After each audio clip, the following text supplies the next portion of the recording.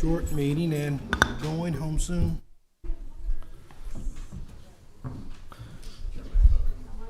Can you turn on that monitor? Hey, Sony, can you turn on that monitor? Will you turn on that monitor? All right, welcome to the Lincoln City Council meeting of July 26, 2021. In accordance with LB 898, please be advised that a copy of the Open Meetings Act is posted at the back of the chamber by the northwest door. Let us all rise for the Pledge of Allegiance, followed by a brief period of silent meditation. I pledge allegiance to the flag of the United States of America and to the republic for which it stands, one nation, under God, indivisible, with liberty and justice for all.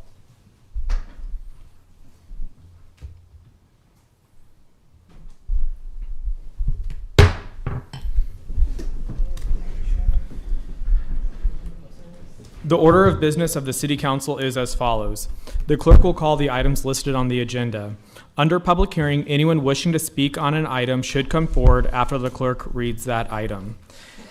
The council shall require any member of the public desiring to address the council to identify themselves, the name of an organization or group, including an address that you may be representing by such person or group, unless the address requirement is waived to protect the security of the individual. The applicant may then make one short rebuttal, and each speaker should begin by stating if they are in favor or in opposition. Testimony is limited to 5 minutes per speaker. After all public hearings, the council will vote on resolutions and items listed under third reading. On the second and last Monday of the month, immediately prior to adjournment, anyone may speak on any issue not on the agenda for that date nor planned for a future agenda, which is today's meeting. Will the clerk please call the first item of business? Our first item of business for today is sections 1 and 2 of our consent agenda. Is there anyone here that wishes to speak on this item?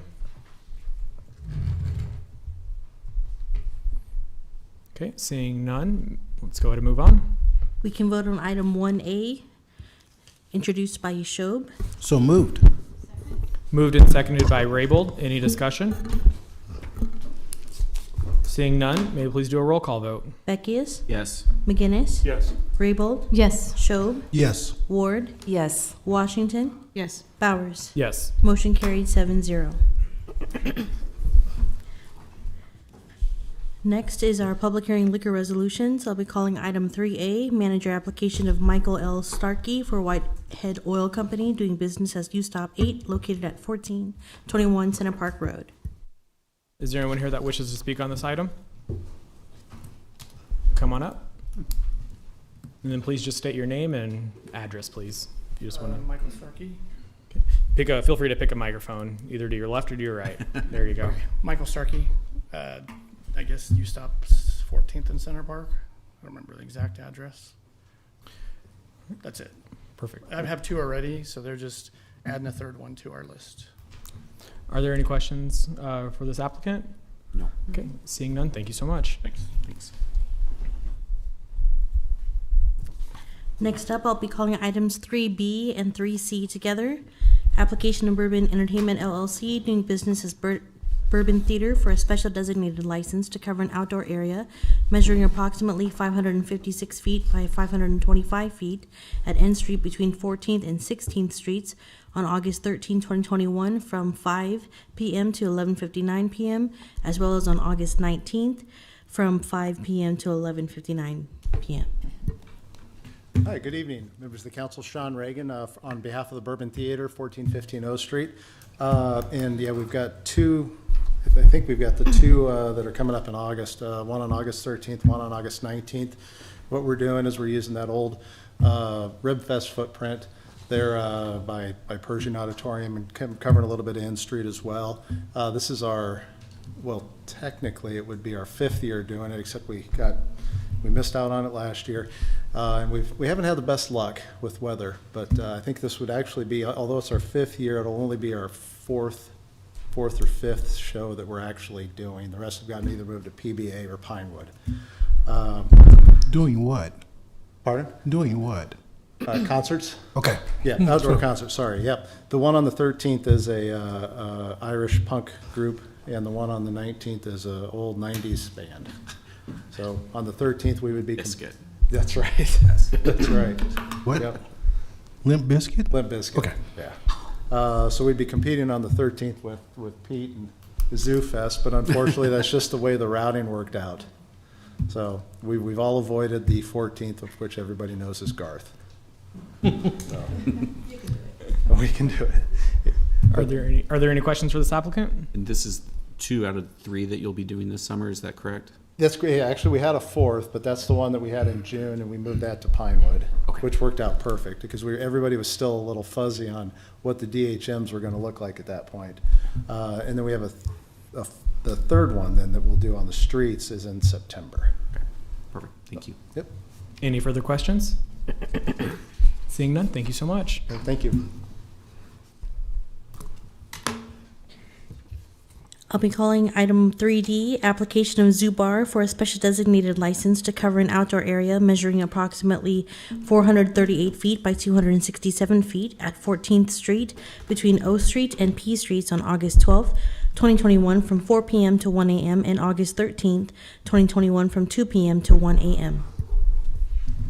Hi, it's we just do our usual Zoo Fest this year. It's the 48th anniversary of the Zoo Bar. And we moved it to Thursday, Friday instead of Friday, Saturday because of the Garth Brooks thing on Saturday. So hopefully that works out. And it seemed like no one had really had a problem with it. So we just went ahead and moved that. Perfect. Can we just get your name for the record, please? Peter Waters. Perfect. Waters with 2 T's. Are there any questions for this applicant? Did you want to let us know any acts that were coming to Zoo Fest this year? Sure. We have one of the Jackson 5, Tito Jackson's coming with the Mike Zito band. And we have Nikki Hill. Eric Gale's one of the best guitar players in the world right now. I think it's a pretty good lineup. Any further questions? No. Seeing none, thank you so much. Thank you.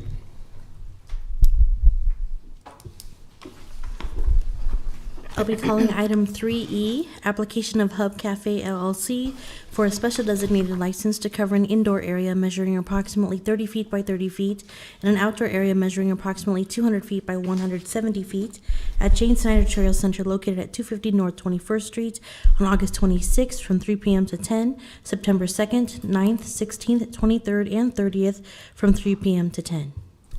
Is there anyone here that wishes to speak on this item? Okay, seeing none, we'll go ahead and move on. My turn? Mr. Chair, I make a motion that we accept items 3A through 3E. Second. Moved by Councilman Shob, seconded by Councilwoman Raybold. Any discussion? Councilman Beckius? The only thing I would like to say to these applicants is thank you for bringing back these community activities to Lincoln. We surely appreciate it and look forward to them. Any further discussion? Seeing none, may we please do a roll call vote? Washington, Yes. Ward, Yes. McGinnis, Yes. Raybold, Yes. Beckius, Yes. Shob, Yes. Bowers. Yes. Motion carried 7-0. Okay, next up is our public hearing resolutions. I'll be calling item 4A, accepting and approving the report of new and pending claims against the city for July 1st through July 15th, 2021. Is there anyone here that wishes to speak on this item? Please come on up and tell us your name and your address, please. Okay. Hi, my name is Brenda Mae Stinson, and my address is 618 South 33rd, Lincoln, Nebraska, 68510. I apologize. This is very emotional for me. That I come to the city council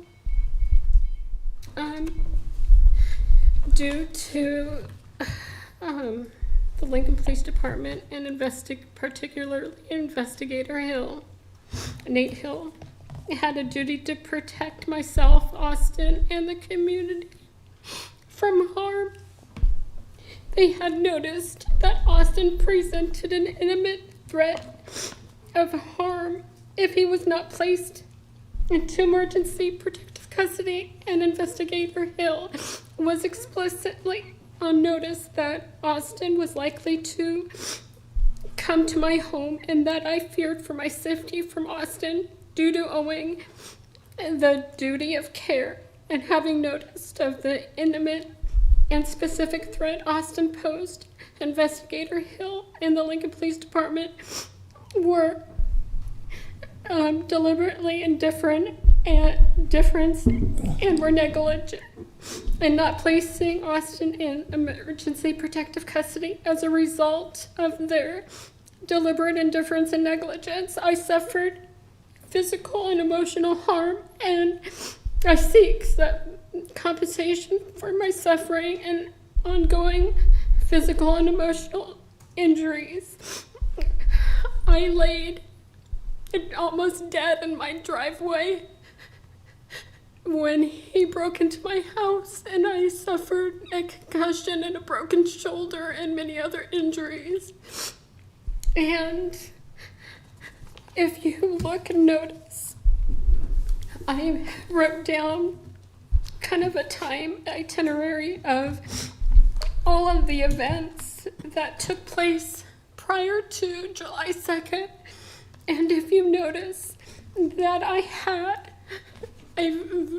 just a lot of contact with Investigator Nate Hill and he was actually assigned to Austin on April 16th when he was discharged from the Lincoln Crisis Center that is here in Lincoln, Nebraska, and they treat and supposed to stabilize those who battle mental health issues. And along with that, he also has autism, which doesn't make anything any different than, but he was on an injectable medication, and at the time I was his legal guardian. And it is my understanding that as a legal guardian, I had the right and the authority to voluntarily admission through guardian as his legal guardian that I was appointed by the courts, and that was overlooked. And at the time he was with the Department of Health and Human Services, and Investigator Nate Hill on July 1st, when I had specifically asked him to EPC Austin, he told me that he could, but he would not because the county attorney would not sign it. And that is when I voiced to him my fear that he was going to come to my home, because if he knew the police was going to be looking for him, that is where he always goes. And nothing was done to protect me, to protect Austin, or the community.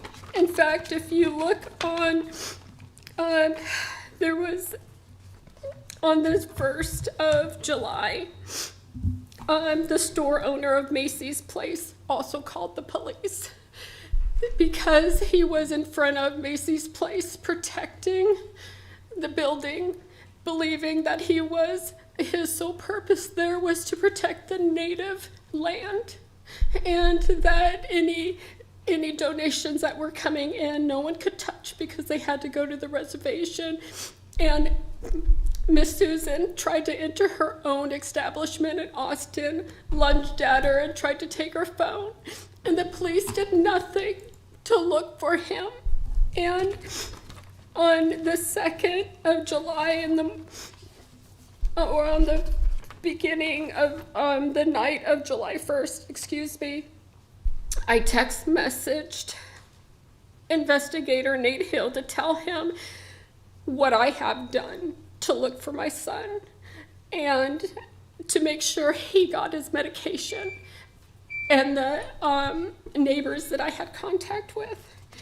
And I did not get a response from him until on July 2nd, about 6:50, a text message came from Nate Hill. It doesn't look like we contacted him last night. Let me know if you hear from the neighbor. If we need to, I can put out a check broadcast for him. They knew the intimate cause of danger. And I almost lost my life that day. And I did everything by the book, and no one supported me as a legal guardian. And with that, for all of the physical therapy, mental health therapy, all of my spine and pain, doctor appointments, and possible surgeries, future surgeries that I may have to undergo to correct everything. Not to mention the PTSD that I have because I can't afford to move and I have to live in the house that I was assaulted and brutally assaulted in. And so I'm seeking the $2.7 million in damages for all of the future that I have to live with this pain and agony that could have been prevented if only they would have taken my legal guardianship that was appointed by the district courts of Nebraska seriously and MPPC'd him when I asked.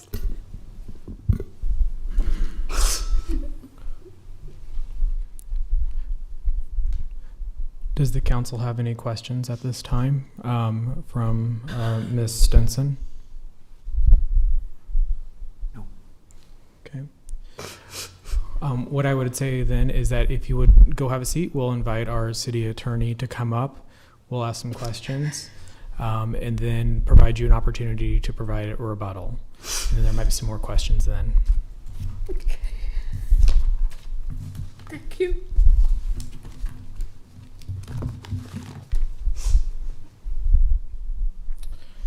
Is there anyone from the council that wishes to speak to any member of city staff at this time?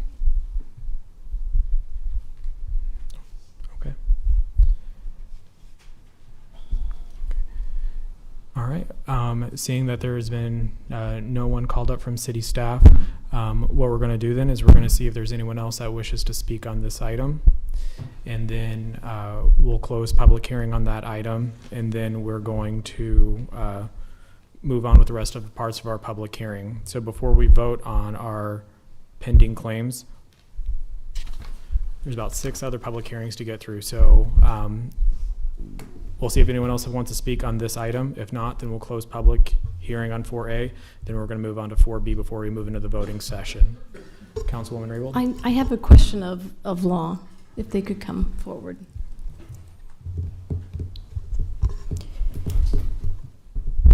Johansi Christie, 555 South 10th, City Attorney. So we have, Ms. Stinson came before us. If the city council moves that we approve the actions that have already been taken on the pending claims, what does Ms. Stinson have as options going forward if her claim is denied? She could file a claim in the court, district court. So that would be her next course of action, to file a claim? Correct. This process does not preclude a civil lawsuit being initiated in the courts. Okay, thank you very much. Any further questions for Mr. Christie? Okay, seeing none, thank you so much. Is there anyone else that wishes to speak on this item? Okay, Ms. Stinson, you have the opportunity to provide a rebuttal to anything that was said. Yep, you are granted 5 minutes to provide a rebuttal if you choose to.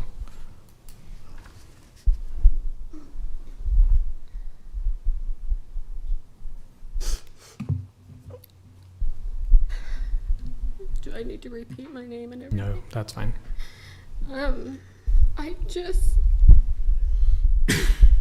My rebuttal would be to please take this matter seriously, because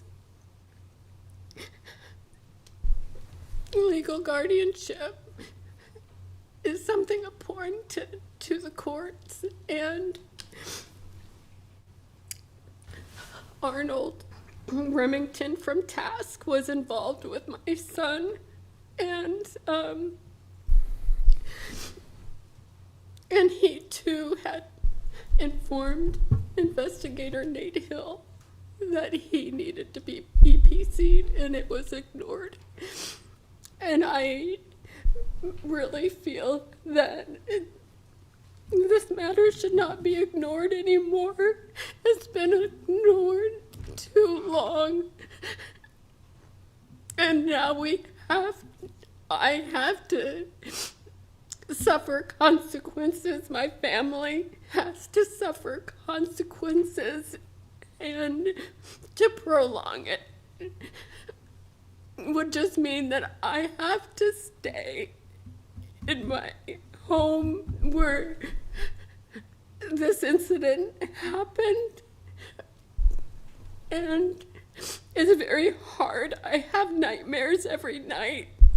I feel like someone's always watching me. My space has been invaded.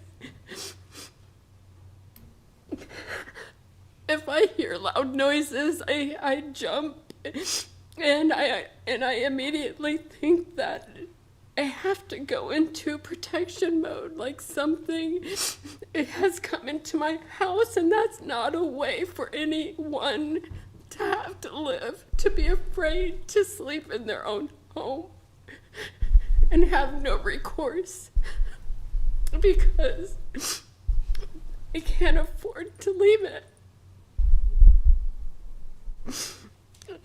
And I just hope that what I'm saying doesn't fall on deaf ears or hardened hearts, and that if this was any one of your family member, your wife, your daughter,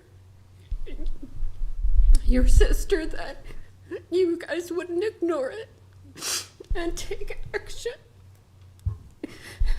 And that is all I have to say. Okay, thank you so much. We'll go ahead and move on to the next item of our public hearing, and we'll go through our public hearing list before we move into the voting session.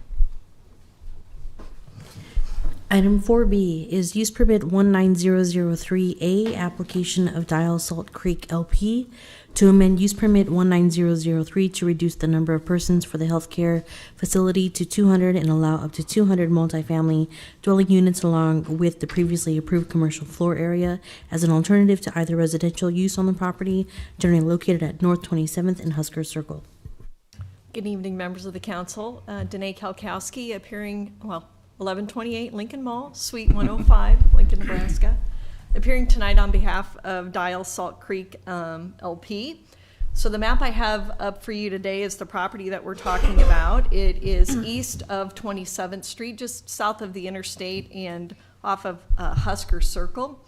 As you can see, the property is surrounded on all three sides by, it's conservation easement, but wetlands and floodplain area.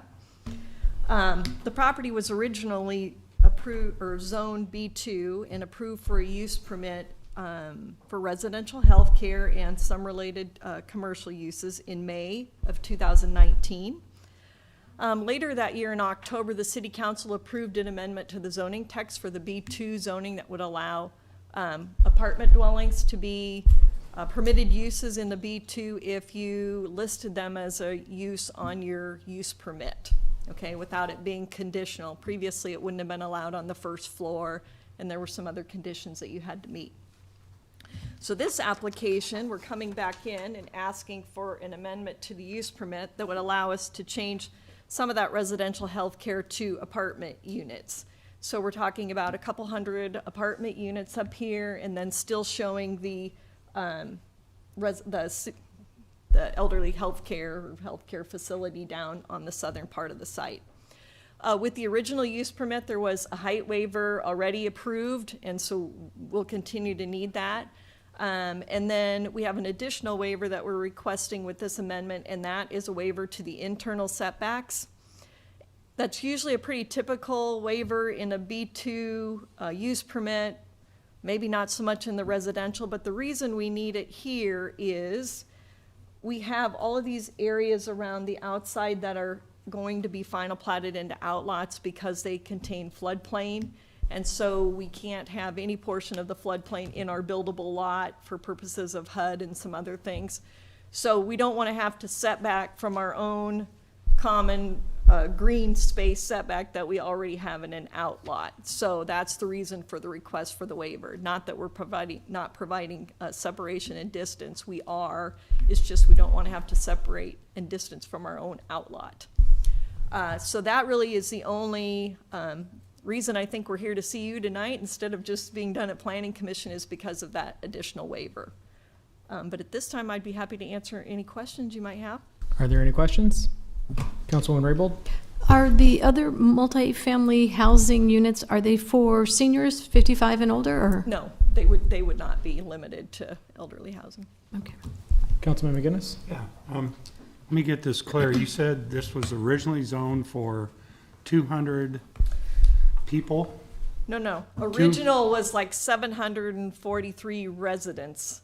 They did it by residents versus necessarily by units. And then you could have also had it could have been traded into some commercial units, Richard. So what we're doing now is basically really minimizing that, limiting it. We're doing the 200 multifamily units, and then I think it's the 200 for the healthcare. What are we calling it? So the 200 multi-unit apartment Yeah, could be and 2 to 3 bedrooms, so you could have Yes. 3 or 4 people per unit. Right, which is why we took that number, instead of 700 and some people, we've taken it down to about 400 units. You got the apartment units and then the 200 units for the residential healthcare facility.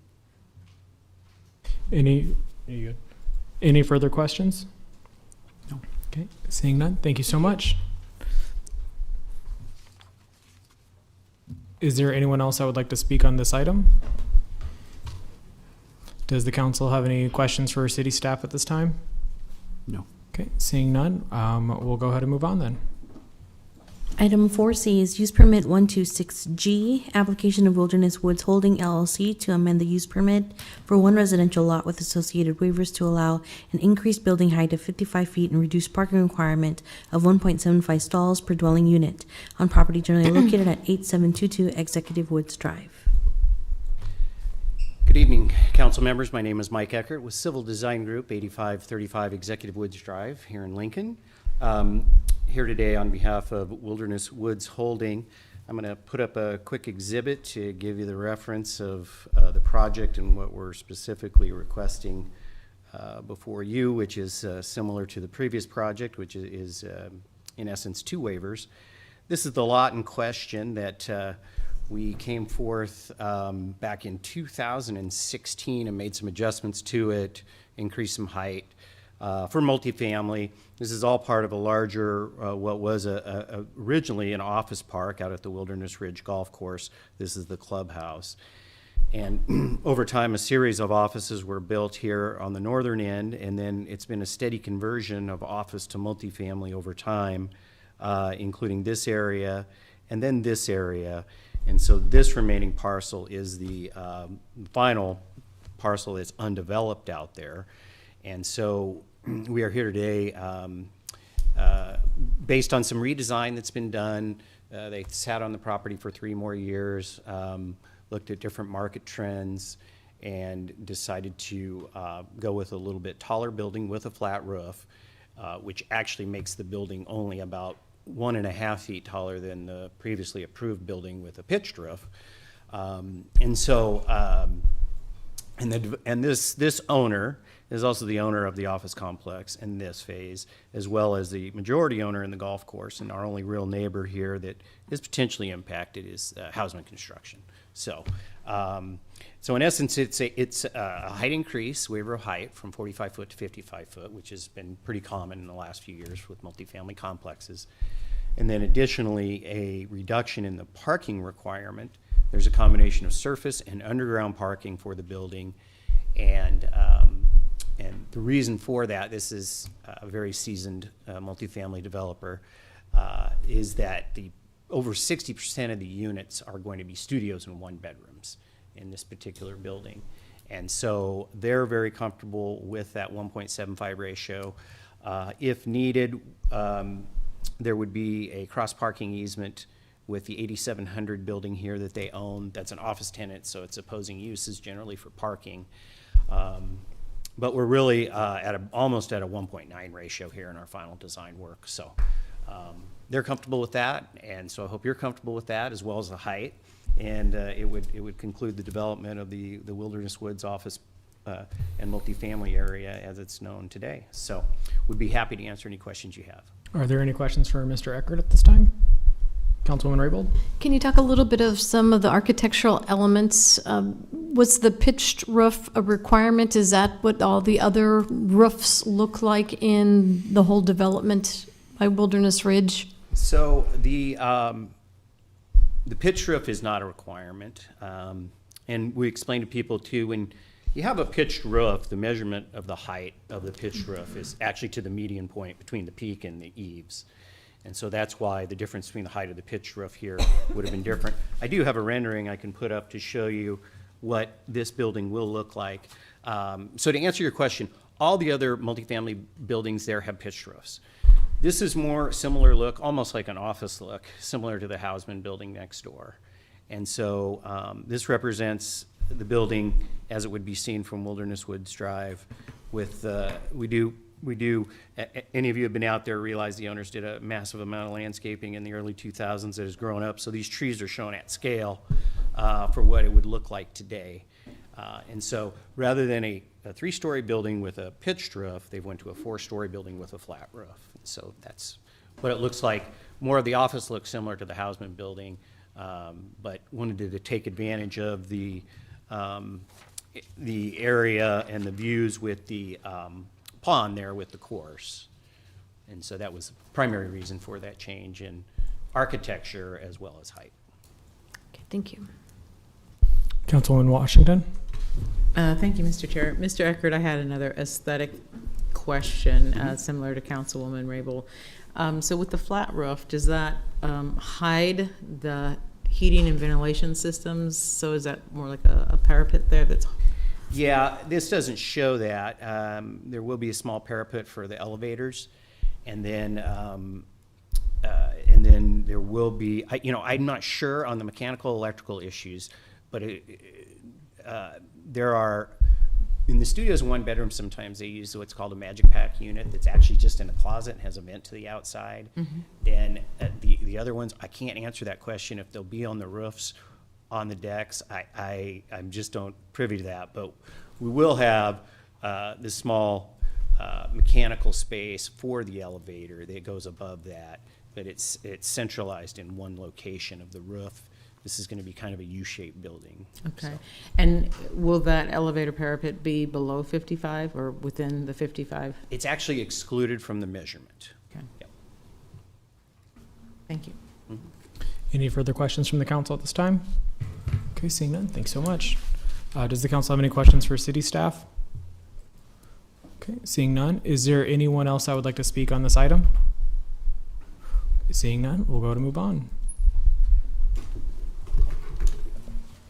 I'll call item 4D, approving the amendment number 1 to the Yankee Hill Road Street Improvements Agreement between the City of Lincoln, Chateau Development LLC, and Lincoln Federal Bancorp to design and construct a right turn lane in the eastbound lanes of Yankee Hill Road. Good evening, Liz Elliott, Director of Lincoln Transportation and Utilities, 555 South 10th, Suite 208. This is one of the amendments as the result of construction costs coming in higher than the original projections. Similar to the two prior, we just had to adjust and move some of the funds. We removed some of the projects out of Lincoln on the Move, growth projects, to allow for some additional funding there. Still maintaining the appropriate proportions for that funding, and allows us to continue moving ahead on this. So we did make that amendment here. So if there are any questions, be open for that. Are there, Councilwoman Raybold? Are any of the other signatories helping with some of the cost sharing of those price increases? They are helping in by fronting the money, because right now, obviously, Lincoln on the Move, it's a 6-year project, so we do not have all of the funds up front. And so how we're are working and partnering with the developers in this is that they're fronting more money up front, which obviously increases their costs on their loans and other funding mechanisms, and that we will pay them back later in the Lincoln on the Move program years. But I guess their cost obligation, despite the price increase, does not change. It does not, however, they would be taking on some additional funding, obviously, with loan costs, interest rates, those types of things. So they are incurring some additional costs, just not the actual project costs. But those are costs that they would normally have borne anyway. They would be increased costs because the loans amounts are higher, because they have to front more money. Sorry. Okay. I'm doing a poor way of explaining it. I guess, how do we customarily handle when we see construction cost increase? It seems like their obligations stay the same, whereas ours increase to pick up the added cost. I think that was mentioned by one of the members on Lincoln on the Move, and they were concerned about, are we going to be jeopardizing other projects because this project increased? We are, all of the projects we are seeing an increase across the board. Unfortunately, we do see that every year with that kind of an average 5% construction costs. We are able to, with the investment of the highway allocation bond money, that is significantly helping us out to ensure that we do have money for all of the costs that we're seeing in the projects. Okay, just one last question. So are they just passing on those increased, because they have to go out for more money for the loan, are they passing those increased costs on to us as well, or are they bearing? They are bearing those Okay. costs. That is at their expense. All right, thank you. Any other questions? No. I have a question, and I don't know if I'm going to word this in the right way. So this is going to be funded with Lincoln on the Move funding, correct? That is correct. This project is Lincoln on the Move funding. And then is it classified as growth or is it classified as residential? So Yankee Hill is a bit more complicated than the other projects that we see, because we have essentially 3 portions of the Yankee Hill project. So we do have Lincoln on the Move. Part of it is existing streets, part of it is growth, and part of it is bond money. But there are 3 separate projects along the way. So this one is 40th to 48th. Then we have another project that's 48th to 52nd. And then we have 52nd to 56th, roughly. So just to make sure that I understand it, Yankee Hill split up into 3 different areas. One part's considered growth, one part's considered residential, and the other part's being funded with highway allocation bond. That is correct. Is that typical? I wouldn't say it's atypical. Just one of the philosophies is to try and only hit it once, right? We want to disrupt that community as minimal as possible. And if we are able to get in there and do the entire project, we try to do that. And oftentimes that does combine funding sources. Okay. All right. Any further questions at this time? I would just like to thank you reading through the agreement, LTU's flexibility when it comes to design standards in order to make this work so that we can make sure that the hundreds of thousands of commercial square feet and hundreds of residential units that are depending on this going through actually occur. So thank you. And we appreciate the partnership with the developers in this area as well. It was a lot of ongoing conversations to see how we could do some value engineering and bring the cost down as much as we can. So we do appreciate that partnership with them as well in accomplishing this. Thank you. Any further questions or comments? Okay. Thanks so much, Director. Thank you. Is there anyone else that wishes to speak on this item? Okay, seeing none, we'll go to move on.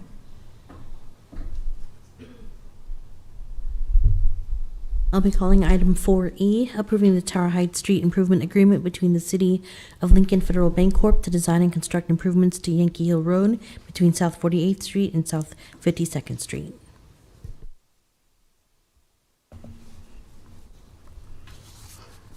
I apologize, I was not paying attention close enough on the agenda. This one as well is kind of the second component that we were just talking about. Again, this is the amendment that makes adjustments due to the increased costs on this as well. Any questions on this item? Thanks so much. Sorry about that. Thank you. Anyone else that wishes to speak on this item? Okay, seeing none, we'll go to move on. I will be calling items 4F and 4G together. Miscellaneous 21006, application of the Urban Development Director declaring the Northwest 48th Street redevelopment area generally bounded by Fletcher Avenue on the north, Northwest 57th Street on the west, Holdridge Street on the south, and Northwest 48th Street on the east as blighted and substandard. And related miscellaneous 21007, application of Urban Development Director to declare the Northwest 48th Street area bounded by Fletcher Ave on the north, Northwest 57th Street on the west, Holdridge Street on the south, and Northwest 48th Street on the east as extremely blighted, as set forth in the extremely blighted determination study for the City of Lincoln. So just to kind of explain to folks in the audience, for those tuning in at home, we had this item on our agenda 2 weeks ago. We put it for delayed. That included a continuation of public hearing. City staff will come up and provide information. Council will have the opportunity to ask questions out of city staff.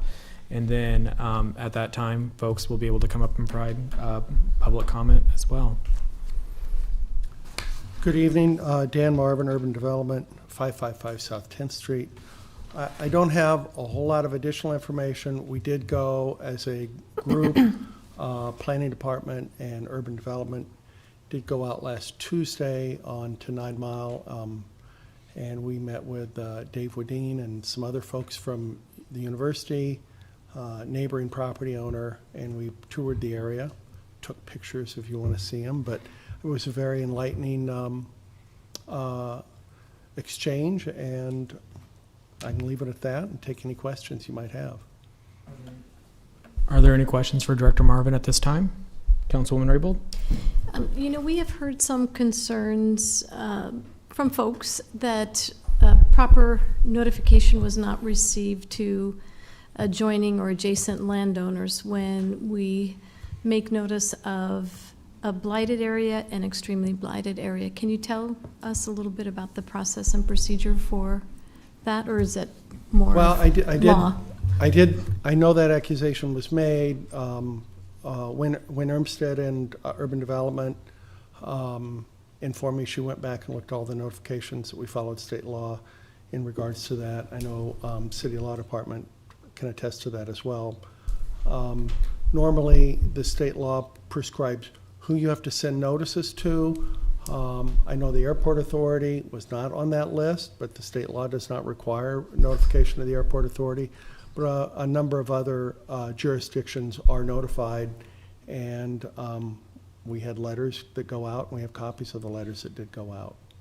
So can you tell us a little bit, or I don't know if it's legal or if it's planning, what are the situations where we do send notification to the adjacent property owners? What adjacent property owners, I think that's more of a zoning change notice. I think that they're under an obligation, and I know David's here. I don't know the rule on notifications for zoning change, but I see Tim C. is here too. Yeah, well, Tim can, I'm sure Tim will know the rule on that as well, but this was not a zoning change. Okay.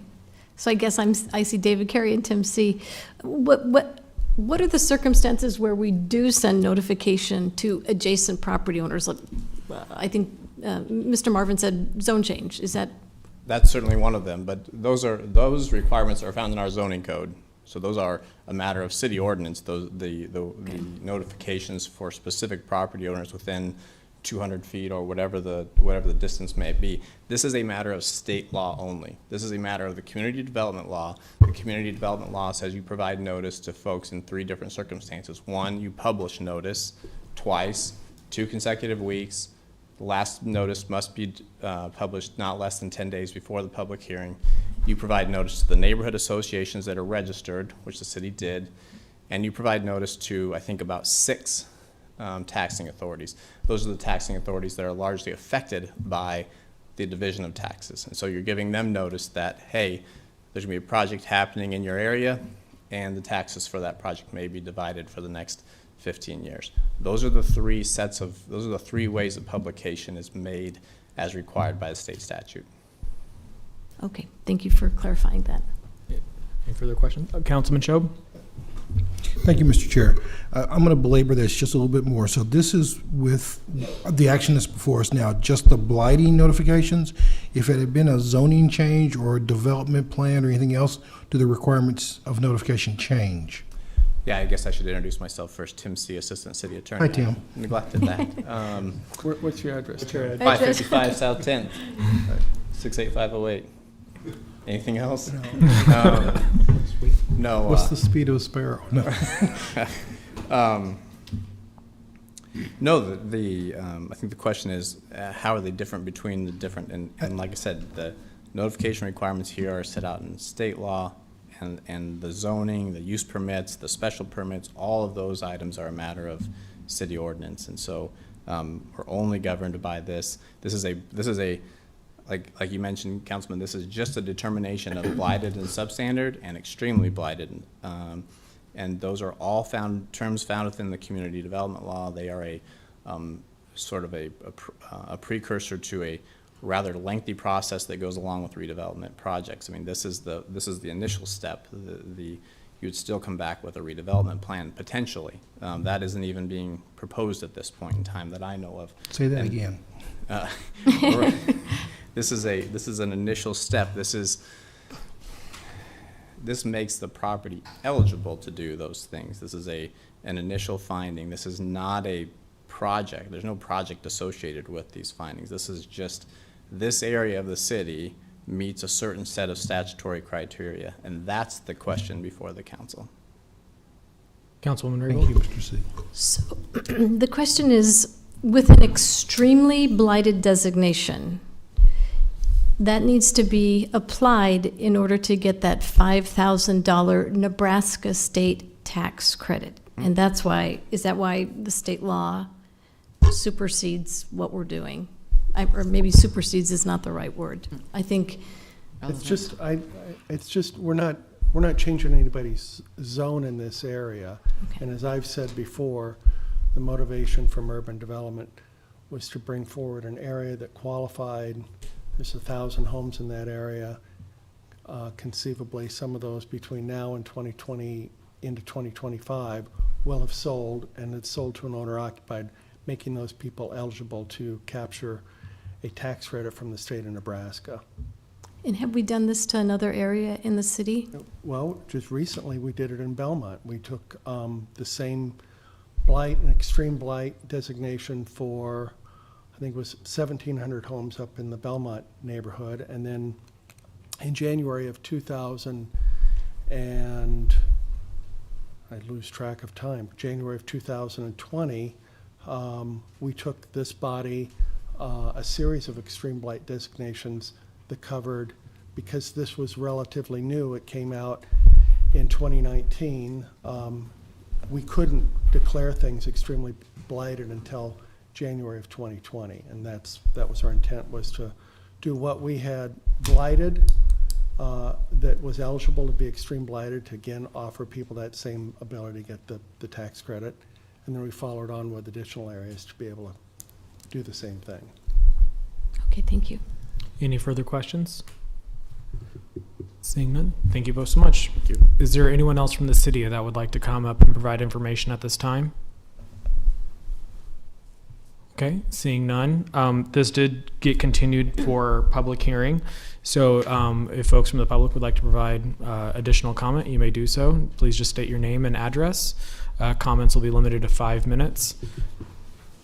The first buzzer you hear will be just be a 1-minute warning.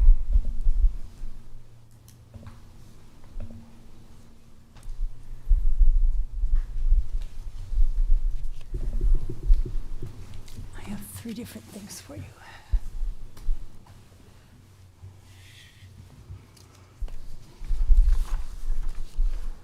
Shall I just roll ahead? Okay. Chair Bowers and Council. My name is Marilyn McNabb. I live at 1701 West Rose Street. I'm a member of the group that is trying to find a solution that's acceptable to all sides of the question on how far north in Arnold Heights the line that classifies an area blighted and extremely blighted should go. We've had one meeting in the last 2 weeks, which succeeded in exchanging information, especially about relevant legal framework. After that meeting, 6 alternatives were proposed, but the group was unable to meet the second week because not everyone was in town. I hope you do not foreclose that discussion by your action today. Since your meeting on June 28th, I've thought more about the question Councilwoman Raybold asked about the 207 Huskerville Agreement. 14 years ago, I can see that the school board's interest would be to make it possible for kids to walk to school.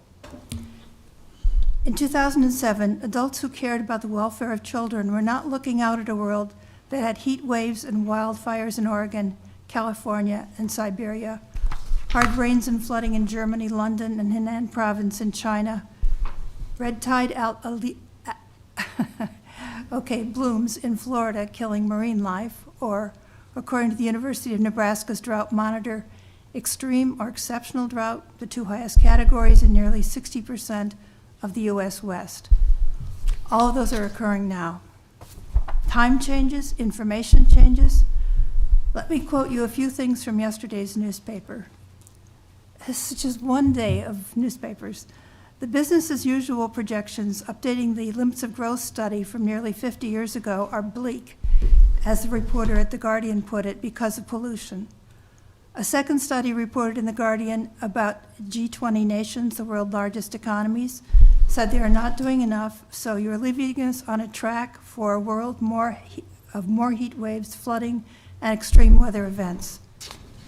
The New York Times ran a story headlined, "Extreme Heat's Deadly Toll is Rising," with warm season temperature charts for 12 countries since 1900. All the lines shoot up. A columnist in the same paper quoted a professor of environmental policy at Harvard saying, quote, "Everything we worried about is happening, and it's all happening in the high end of projections, even faster than the previous, most pessimistic estimates." Our Lincoln Journal-Star ran a story headlined, "Numbers Show Climate Change Impact," which discussed record heat, severe drought, low soil moisture, wildfires burning, summers getting hotter, more heat domes from a weaker jet stream, less rain, more wildfires, fires. Back in 2007, when the schools were sitting at the negotiating table about Arnold School, is that what they were reading in their Sunday papers? We all want the kids to be all right. So we better factor in climate change now in our decisions. 14 years ago, we didn't have a comprehensive plan which called for strategies to preserve 3 core resource imperatives, 2 of which, native prairies and riparian floodplains and stream corridors, apply here. Protection of buffer areas around native prairies is explicitly called for in the current comp plan. We didn't have a climate action plan that calls for conserving and restoring tallgrass prairie and expanding the use of prairie plantings. Their long roots pull carbon out of the air where it is pollution and move it underground, enriching the soil.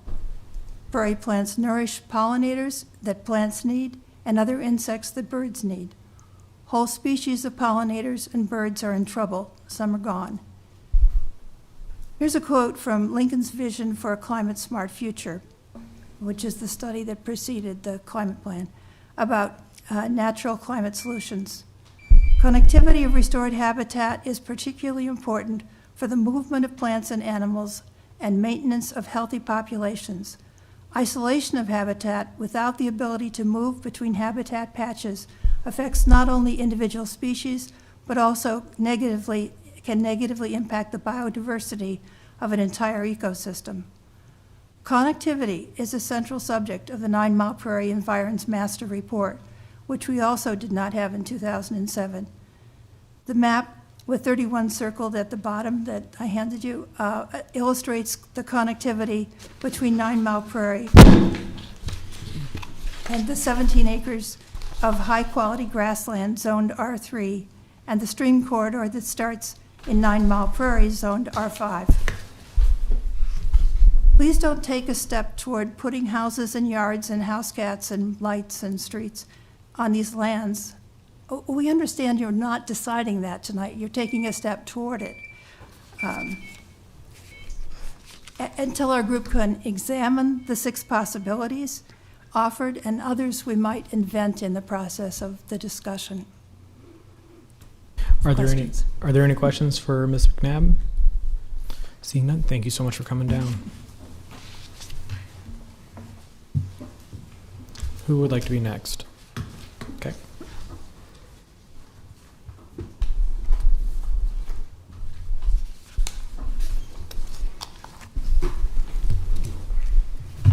Hi, I'm Bill Oberg, 4111 Northwest 57th. I urge this council to include the housing areas inside Arnold Heights, but to exclude uninhabited sections north of West Wilkins Street from this blight designation. I live in the area, and when I'm out among the meadows, grasslands, creeks, and trees, I think of my dad. My dad was a farmer, and in fact, he won several conservation awards. One of my earliest memories was in the 1950s when the Russians came to visit our farm. Some agricultural exchange or foreign relations thing. To a little kid like me, it was daunting. Soviets on our farm. Anyway, thank God none of us were converted to communism. Over the decades, though, my dad did convert me to a conservationist. And he'd point out something missing in this discussion. The flora and the fauna of the prairie are visible things, a wealth of grasses, forbs, birds, insects, pollinators, reptiles, mammals. But consideration of the entire biosphere is more important. From earthworms to microorganisms, it is not only the prairie above ground, which is richly diverse, but perhaps even more so below ground. This rich biosphere is a product of hundreds and thousands of years, but it can be wiped out in a day with a bulldozer. Some would rationalize this blight designation by saying this is not the ultimate decision on what happens to this area. But make no mistake, this is the first step toward inevitable urban development.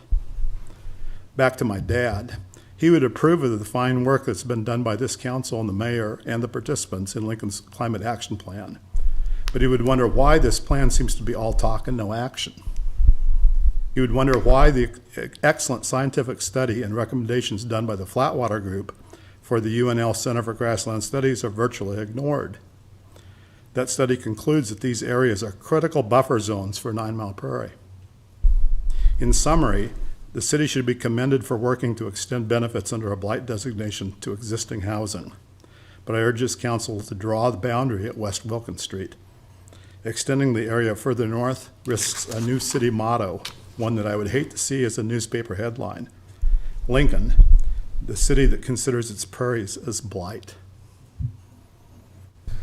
Are there any questions for Mr. Oberg? Thank you so much for coming down. Mm-hmm. Who would like to be next?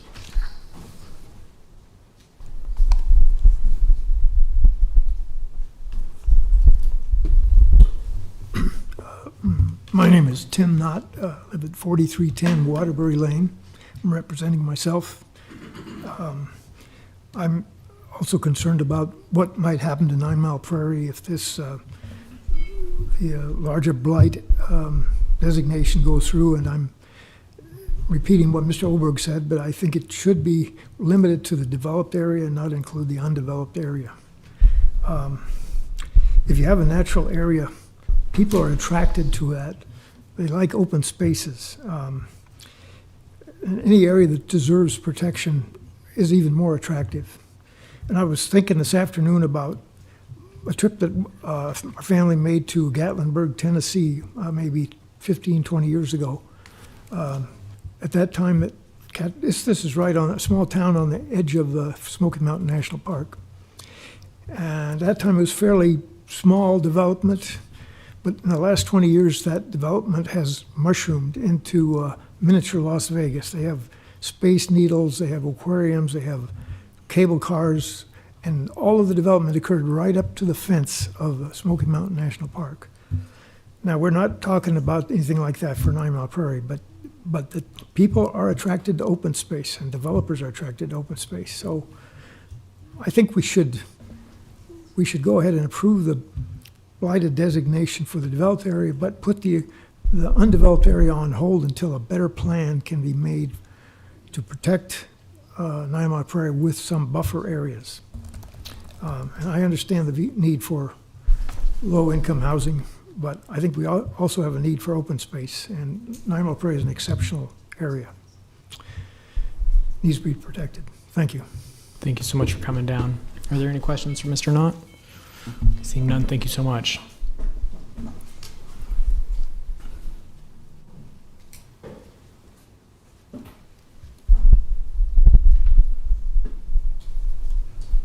My name's Dwayne Wilson. I'm a retired pharmacist here in Lincoln. I've spent the last 18 years of my pharmacy career in the basement of Bryan East, and so I'm not very much familiar with this kind of proceeding. In fact, this is the first city council meeting I've ever been to, except for the last one that I was at was 40 years ago in Aurora, Nebraska, when Bill Whitney set up Prairie Plains. And I was considered a chartered member at that time, but I kind of fell off it after a couple of years because I got married and moved away. But I think there's a big thing that supports what I'm a member of Wichita, and I think there's a big thing that supports what these other members have said previous to me, and something that you're missing out on. There's a professor at UNL who has an office at UNL and an office out at Scottsbluff at the management. He's a researcher out there. And I don't know if you've heard of soil health gap. That's you've heard of that? Yeah, so then that's a phrase that he's coined. And by developing benchmarks from the soil health gap, they can tell how the land, like in this buffer zone, how effective it is to contributing to the prairie. And so I know they said that, you know, you're using, as far as a blighted, extremely blighted, a school closer to Lincoln. This isn't compared to, they don't have a prairie sitting next to them.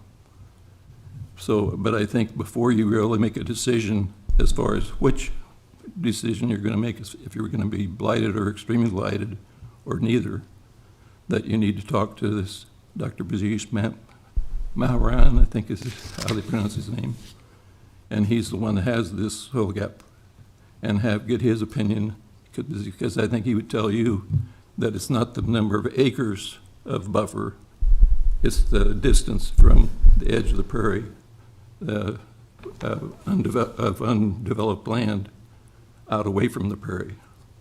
And so, you know, there's already been probably too much development in that where what should be considered a buffer zone. But that if you could wait and get his opinion, I think it would help you in making your decisions. And I also worked for the Raybolds for a while too. Are there any questions? Thank you so much for coming down. Thanks. Who would like to be next?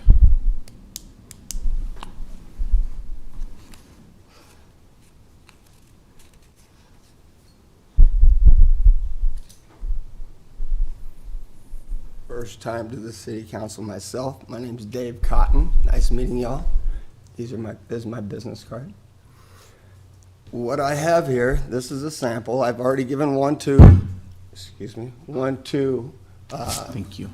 the mayor of Lincoln.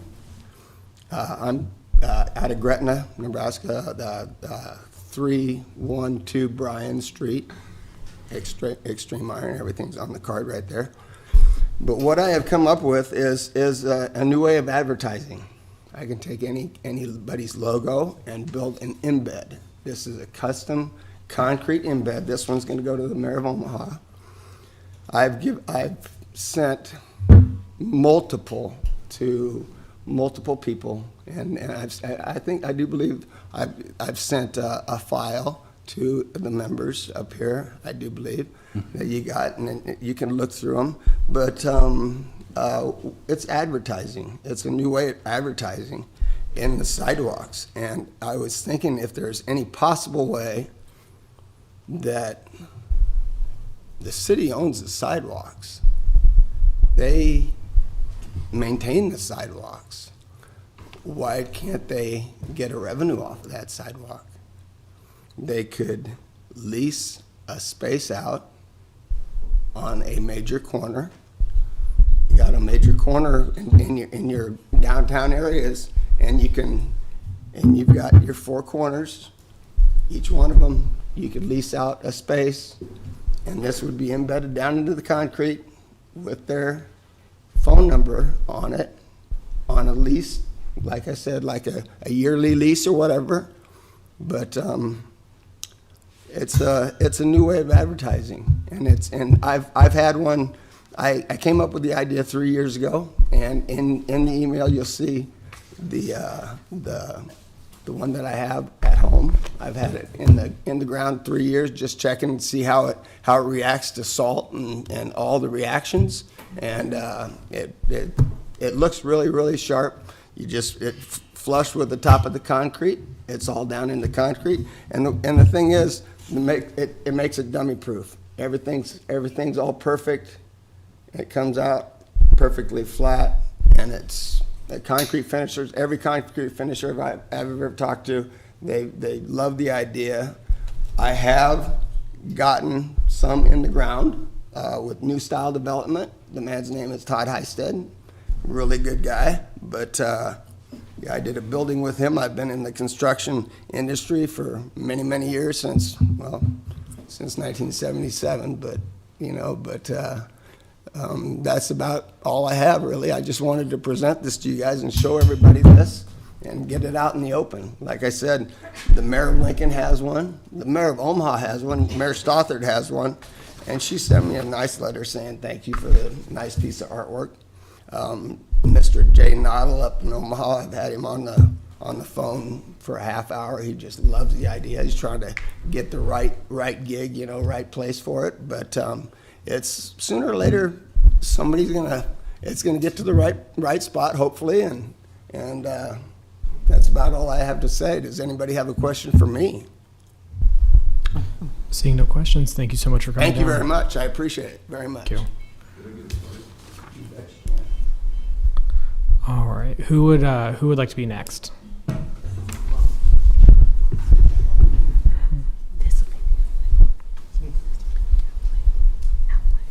Good evening. Roy Helm, 2750 South 13th Street.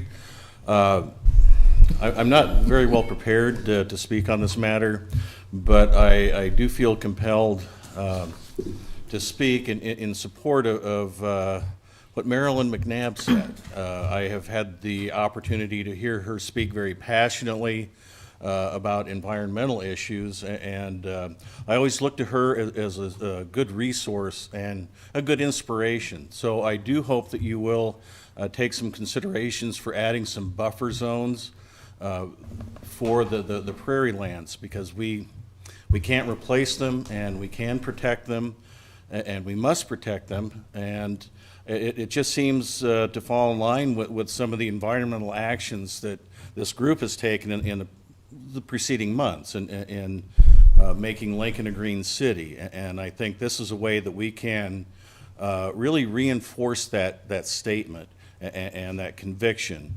Development is something that's always strived for, but we really need to be prudent on where we let the development occur. So I do hope that you will take those individuals' concerns to heart. I think they are very well informed and educated, much more than I am, and I do trust their judgment, and I stand with them. So thank you very much. Thank you so much, Mr. Helm.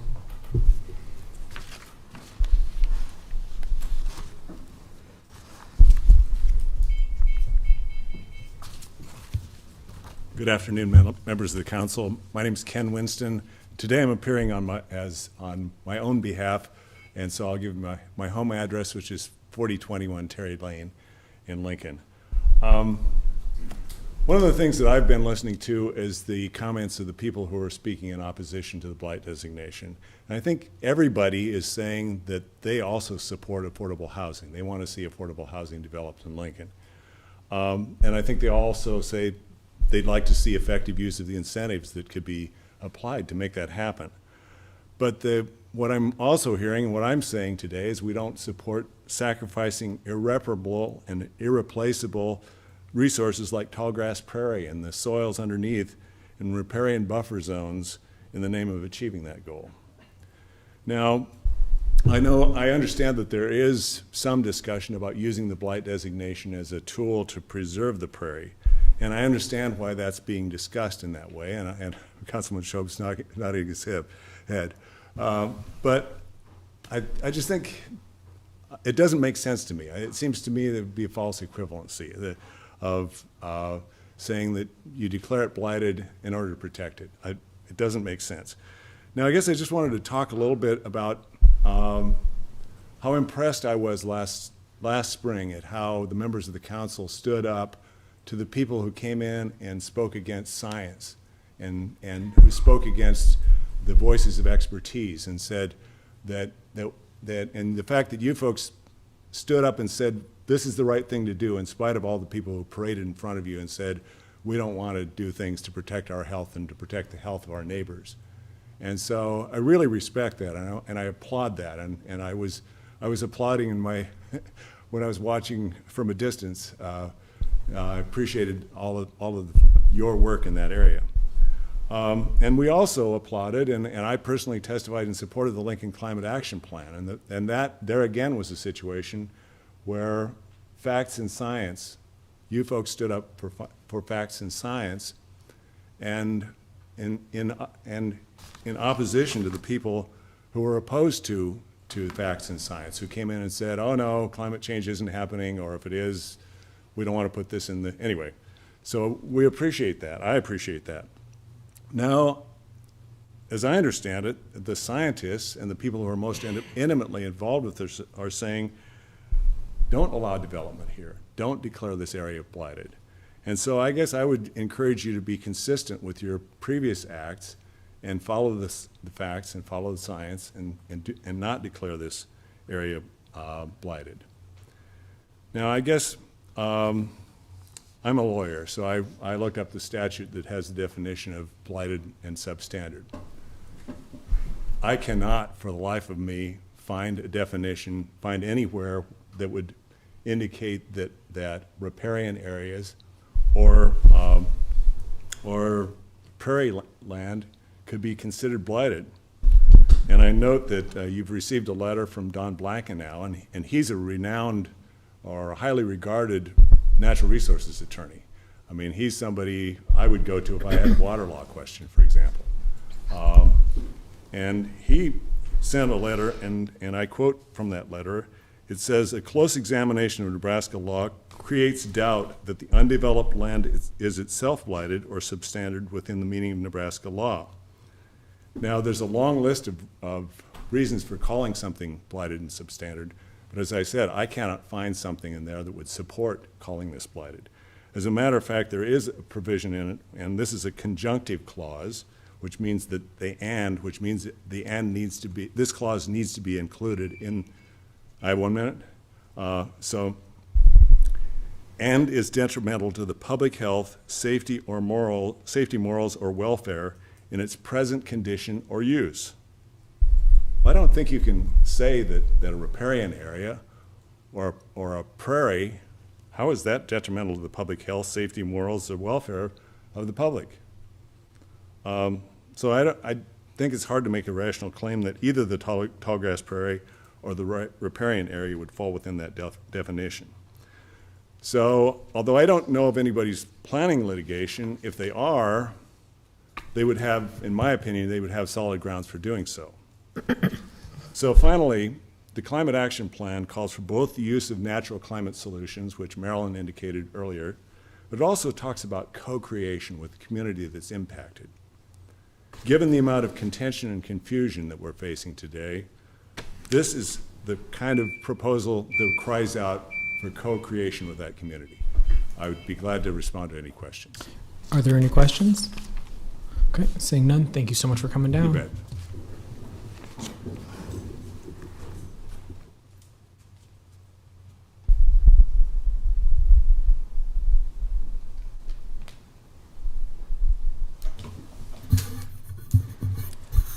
Good afternoon, I'm back again.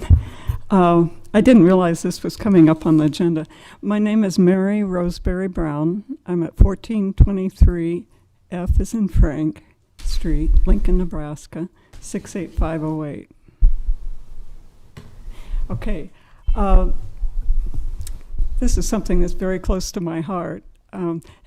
In our comprehensive plan is a clause that provides for buffers around environmentally sensitive areas, and that would include native prairies. And the big reason for this, one big reason for this, is that when you build development around a sensitive area, there are many paved over areas and also rooftops, and that creates a lot of runoff. And the runoff goes on into either a buffer or into the environmentally sensitive area. When you have runoff, it contains chemicals and oils and gasoline and things that destroy plants and destroy anything in an environmentally sensitive area that and instead, when it destroys those chemicals, then we get invasive species that come in. These invasive species can move on into the environmentally sensitive area, and a lot of our environmentally sensitive areas have very sensitive plants that are very easily taken over by invasive species. An example, we can look at species that have been introduced into this country, how easily they've taken over and pushed out our native species. So that's the big reason why we have buffers, is to protect against the runoff that comes off of development. And that runoff then destroys our native areas. Thank you. Thank you so much for coming down. Mr. Nelson? My name is Don Nelson. I live at 2430 South Canterbury Lane, Lincoln, Nebraska. Between 50 and 60 years ago, it was fairly common for United States military officers to exhort their troops by telling them, in order to save the village, we have to burn it down. That was wrong. The men who used their Zippos knew it was wrong. Why did our leadership take us down such a distorted path? I don't think the path that you're on now is going to create what you see in your mind's eye 20 and 30 years ago. I don't think blight designation or TIF or the state subsidy is going to create affordable housing. It's certainly not going to create or protect or preserve native prairie. So the only thing I've got left to say tonight is take one more deep breath and say, what's the harm in continuing to look at this? As I watch all of the email fly back and forth over the past 2 weeks, the one single thing that I'm struck with is every day I learn something new about what's going on.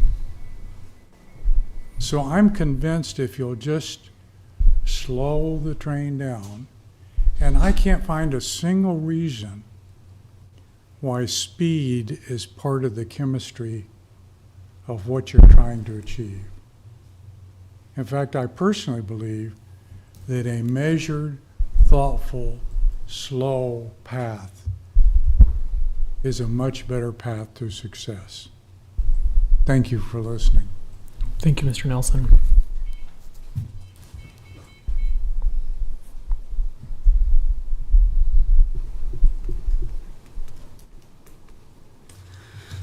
My name's Mike Farrell. I live at 2111 Park Avenue, Lincoln, Nebraska.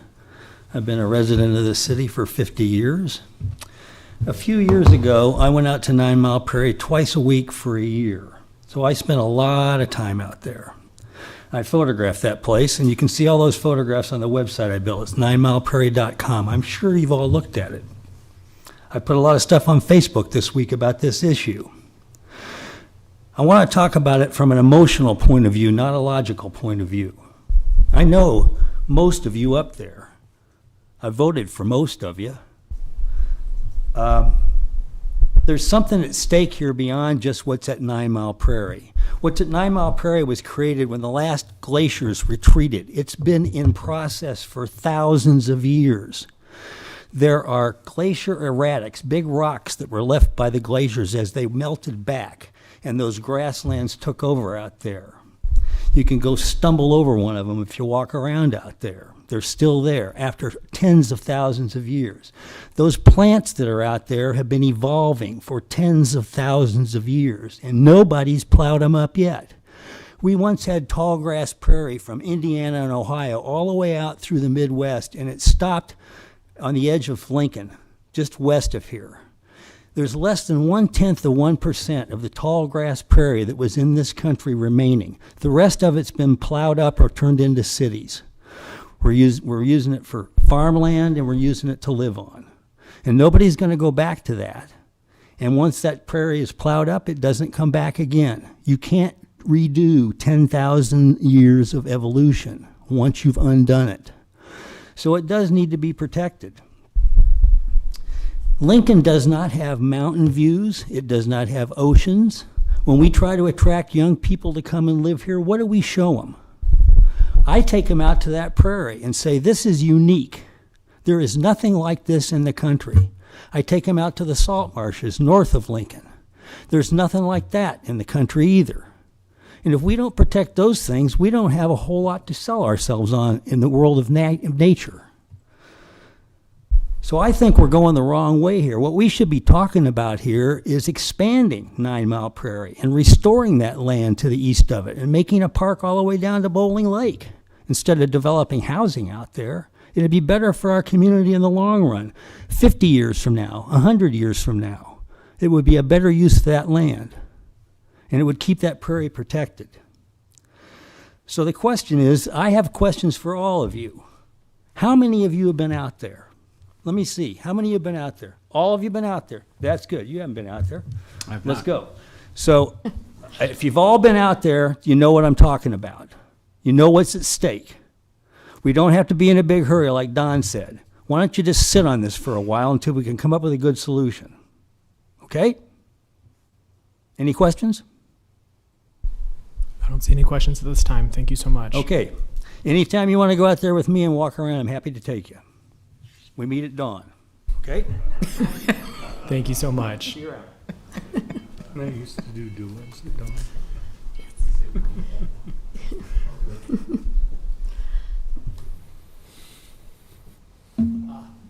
My name is Richard Halverson, 6311 Eminence Road. I'd kind of like to echo some of the last gentleman's statements. The grassland prairie is irreplaceable. Once it's gone, it is gone. You can't replant it. You can't reseed it. Years back on our family farm in Odo, my parents, we had grassland prairie, and we gave it to the Audubon Society, so there's a conservation easement on that. So it's still there. It's untouched. So you cannot farm that. Well, it's not really a place you want to build anything anyway, but you can't farm it. It might have been a good thing, too, because sure enough, after they pass, a son-in-law comes along and says, we all put drainage tiles in there and, plow it up. Can't do it. That's perpetuate forever. Is it going to be prairie? Because, well, my dad signed over the rights to it.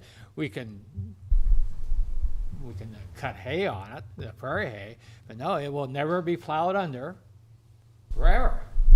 And you mentioned the tax cut. So I thought, well, another gentleman says, well, don't blight the undeveloped area. And that's what I'll go along with. Because they were talking about undeveloped area, the new houses are like $200,000. And people are going to take the $5,000 tax credit, but I don't think that's going to be a major selling point for a $200,000 house. I mean, it'd be more the area than anything else. So I don't think, that is going to be a major selling point, the $5,000 tax credit. But the main thing is, once this is gone, it's gone. Thank you. Thank you so much. Is there anyone else that wish to provide public comment at this time?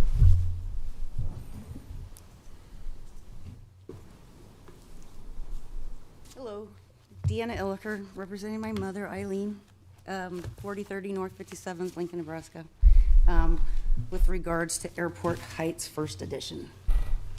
So I have a crude map that I put together real quick here in the audience. So, but we discussed basically where it was on the last meeting when I was here. So I just wanted to kind of put it up here so that the people that are here will kind of have an idea what I'm talking about. Northwest 56th, West Adams, this is north. This is a housing development that was platted and approved in 1952, but there was no services ever provided for water or sewer, so there was never any building that was allowed, to progress because no sweet water, and the lots aren't large enough to have a septic field, and so no development took place. But there's 8 lots in Block 4, 33 in Block 3, 32 in Block 1, and 32 in Block 2. Block 1 and Block 2. So these are all taxed as lots, developed lots, because that's what they are. Not developed lots, but platted lots. It's not future development. This is development that was done in 1952, and the only thing that the owners of each of those lots can do is to pay taxes. So who among you, for 70 years, my mom's paid taxes and not been able to build a house? How many of you want to wait 70 years plus to be able to build a house? So the city created this development, but they never provided any services for it. And because of that, in the state statute, it says that an antiquated housing development, which creates a safety problem for the community, well, this was a farmed piece of property prior to its development and quite a while afterwards. It's not a native prairie, but when progress never happened, even the haying stopped. Therefore, it became an overgrowth of evergreens. And with the bugs that have come through and killed off a lot of the conifer trees, there's a lot of potential for fire. With the city pushing the people out of downtown for homelessness and the community growing, and there's so many more children in the area, we found many, not an encampment like you addressed in the city, in the downtown area, but whomever it is, kids or adults, are out there making areas to hang out, fire pits, what have you. So with all these dead trees, and obviously we've all seen the news, my mom is very concerned about fire potential. So we've actually taken some of the trees down to reduce the fire potential and allow, if there was a fire truck couldn't even get in there because of the density of the trees. So it does create a public safety issue. It does meet the state statute.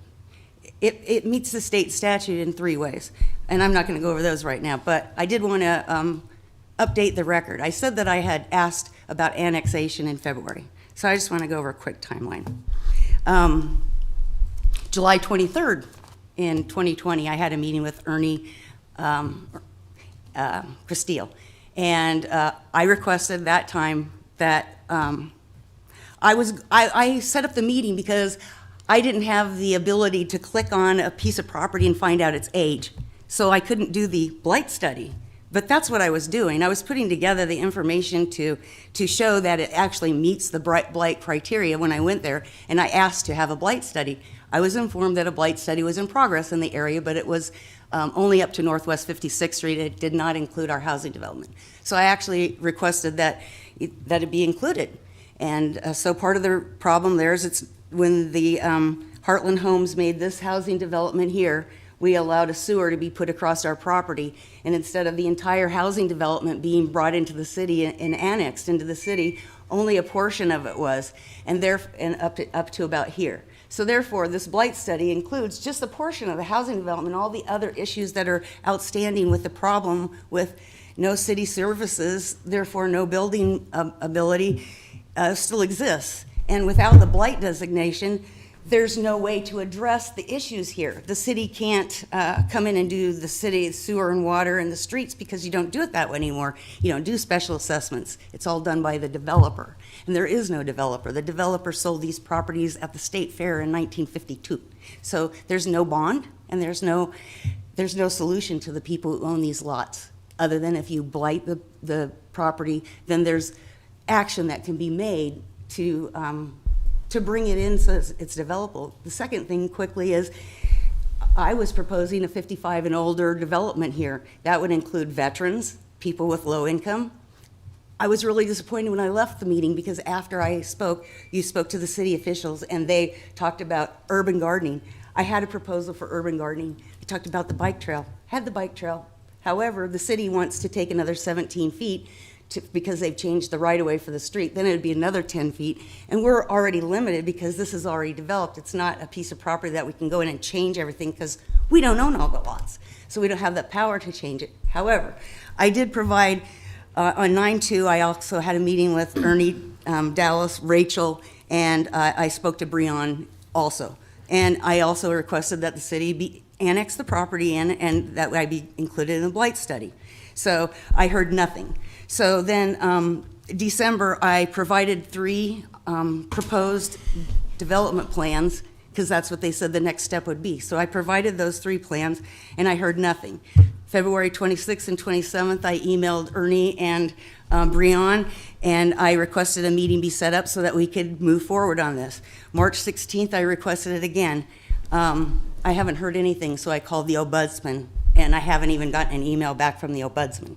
So I just don't feel like my concerns have been addressed, and I don't feel like the requests that I've made, that they've followed through in the way that they would for a normal developer.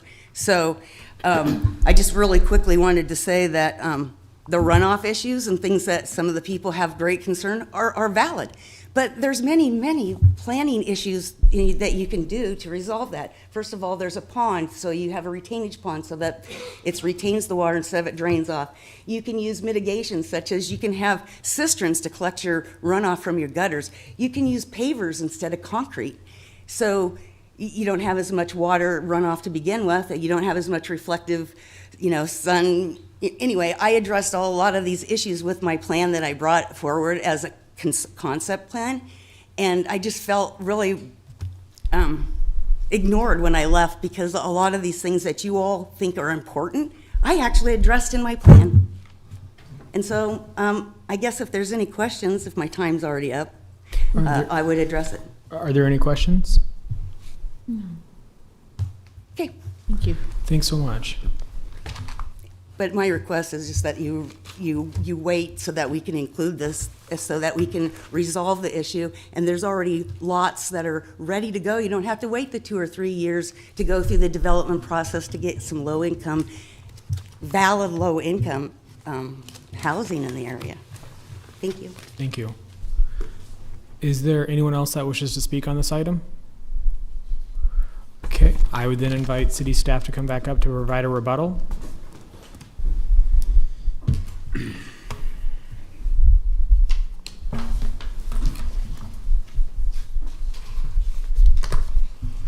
Dan Marvin, Urban Development. I'm not going to rebut people that were speaking in favor of open space and prairies, and certainly that's laudable. And I think our goals here in terms of being able to extend blight and extreme blight over the areas been made clear over the last several weeks here. I am happy to answer any questions, though. Councilwoman Rabel, do you have a question? So if we wanted to add additional areas to a blight designation, what is the first step that needs to get done? Do we have to hire an expert that does the blight study? I mean, right now we have a blight study with a designated So if we map. wanted to, here's, and Mr. C does not need to get up here. I know enough of this. That's eventually will, though. What I originally, when I assumed that the blight study was going to run into a certain amount of opposition here, what I talked about was what are legal goals that we can do to accomplish the end goal of being able to provide tax credits to individuals that are homeowners. We can shrink an approved blight area that has been approved through the Planning Commission, but we cannot expand a blight area and make it larger. So we can shrink, and the motion to amends that we've discussed here do that. They make the area smaller. If we wanted to go larger, what we would need to do, and I would need to go back, and certainly we have a working relationship with Hannah Keelan, we could go back and talk about, okay, are there areas that we could have expanded? And I think we'd be talking about either a whole new blight study or a process of amending an existing blight study to include some additional areas. So that would be another process that we'd have to go through, but we'd still have to go back to Planning Commission and then come back to this body as well. It can be done. So would a third alternative be to, I've heard people speak of areas on the east side of Northwest 48th, and certainly in some of these west areas that we've been hearing, and maybe, is it possible to commission a brand-new blight study including those areas on the east side of Northwest 48th Street, and then looping around and picking up some of those areas that are on the west side of... And the last speaker that was up here, and I didn't write her name down, but there's an issue about, I want to be careful about this,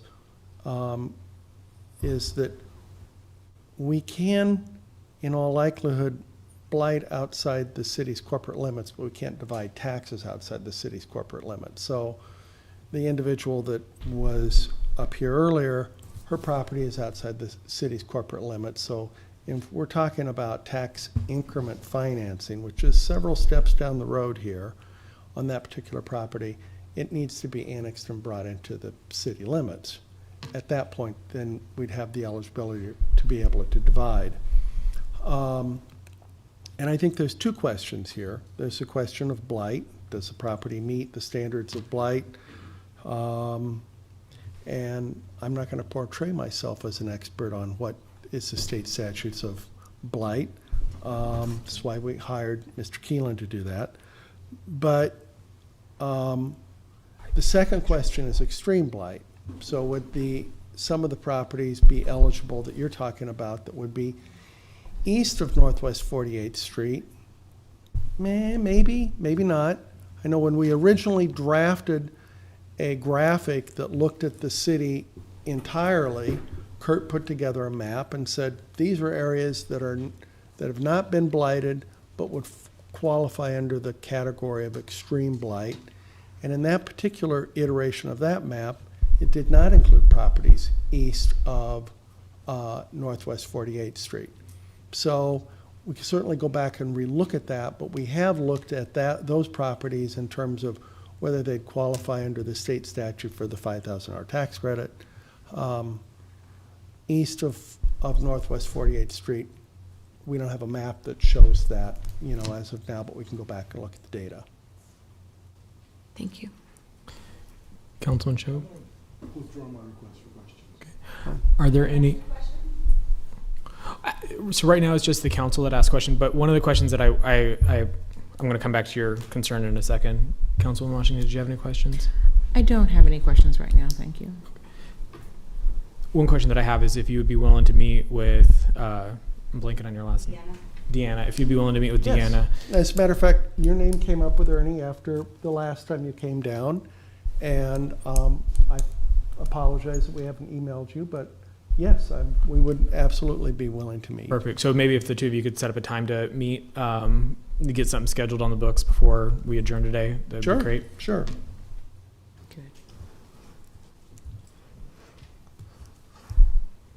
Any other questions? Any other questions? Okay. Seeing no further questions, thank you so much, Director Marvin. All right. Okay, I believe that is the end of our public hearing on resolutions. We have one more. Oh, we have one more. I'm corrected. But F and G, oh, they're the same. Nope, F I and G called. are together. Yep, I called item 4F and 4G together. All So right. we are at our end.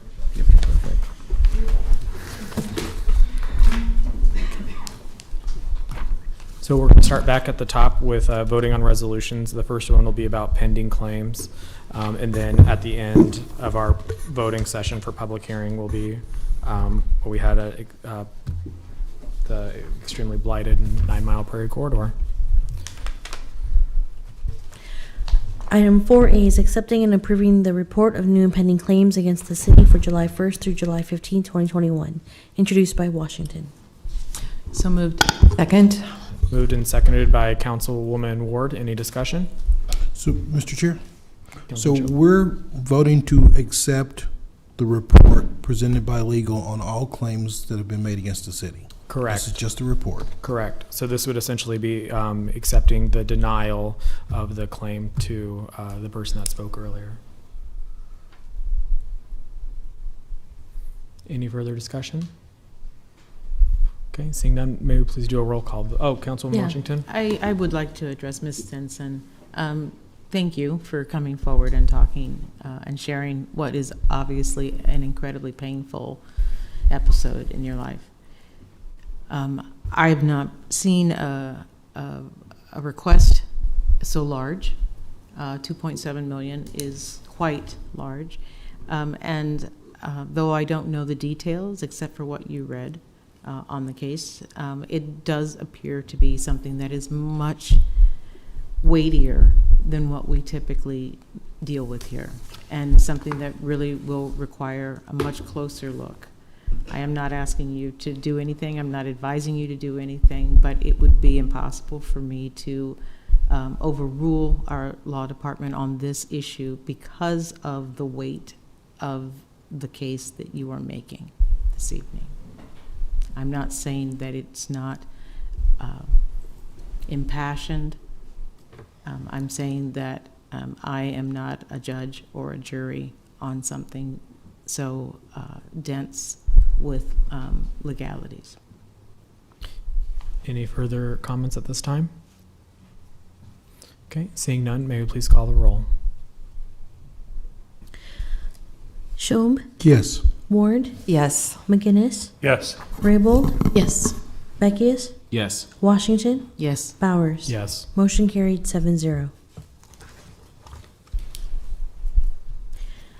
Item 4B is use permit 19003A, application of Dial Salt Creek LP to amend use permit 19003 to reduce the number of persons for the healthcare facility to 200 and allow up to 200 multifamily dwelling units along with the previously approved commercial floor area as an alternative to either residential use of the property generally located at North 27th and and Husker Circle, introduced by Washington. So moved.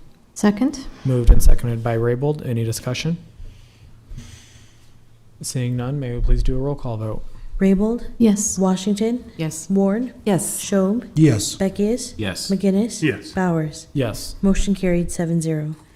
Item 4C is use permit 126G, application of Wilderness Woods Holdings LLC to amend the use permit for one residential lot with associated waivers to allow an increased building height of 55 feet and a reduced parking requirement of 1.75 stalls per dwelling unit on property generally located at 8722 Executive Woods Drive, introduced by Washington. So moved.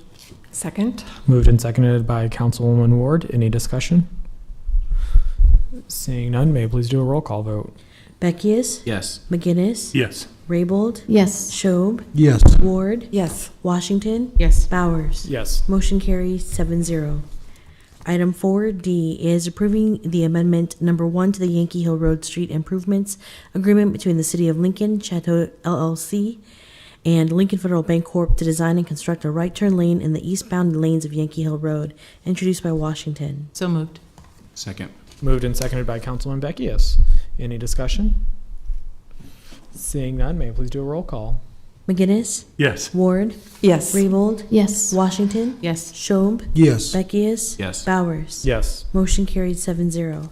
Item 4E is approving the Tarahide Street Improvement Agreement between the City of Lincoln Federal Bancorp to design and construct improvements to Yankee Hill Road between South 48th Street and South 52nd Street, introduced by Washington. So moved. Second. Moved and seconded by Councilman McGinnis. Any discussion? Seeing none, may I please do a roll call? Schob? Yes. Ward? Yes. McGinnis? Yes. Raybold? Yes. Beckius? Yes. Washington? Yes. Bowers? Yes. Motion carried 7-0. Item 4F is miscellaneous 21006, application of the Urban Development Director, declaring the Northwest 48th Street redevelopment area generally bounded by Fletcher Avenue on the north, Northwest 57th Street on the west, Holdridge Street on the south, and Northwest 48th Street on the east as blighted and substandard, introduced by Raybold. So moved. Second. Moved and seconded by Councilman McGinnis. Any discussion? Withdrawal. Yes, Mr. Chair. Councilwoman Ward? Thank you. I would move to first withdraw a motion to amend number 1 for both items 4F and 4G. Second. Moved and seconded by Councilman McGinnis. Any discussion on the motion to withdraw the amendment? Seeing none, may we please do a roll call vote? Raybold? Yes. Washington? Yes.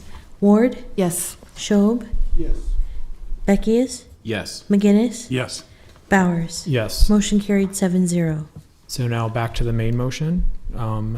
Any further, Councilwoman Ward? Yes, thank you, Mr. Chair. I would respectfully move to place this item on pending date certain, September 20th, with continued public hearing. Second. Moved and seconded by Councilman McGinnis. Any discussion? I have a statement, but I would No. defer Go. for, okay, okay, thank you. Is that all right, Mr. Chair? So, whoops, it has been a fast 2 weeks since we last spoke about this issue, and I think we'd all agree from the dais we haven't made a lot of progress, and that's why we're here today. But I think we all know that this issue, from my point of view, is going to take a lot more work, a lot more thought, a lot more purpose, and a lot more deliberation on the part of the council and all of the stakeholders.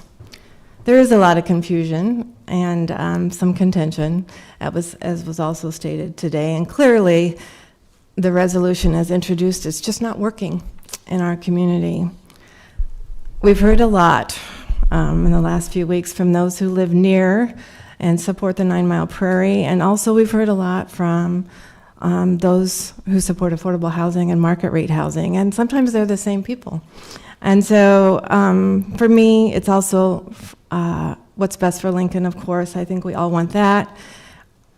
We all support both, and we want both issues to work. Everybody wants this to be win-win, and we need to find a way forward, and so that's why I think we need to delay this until September 20th.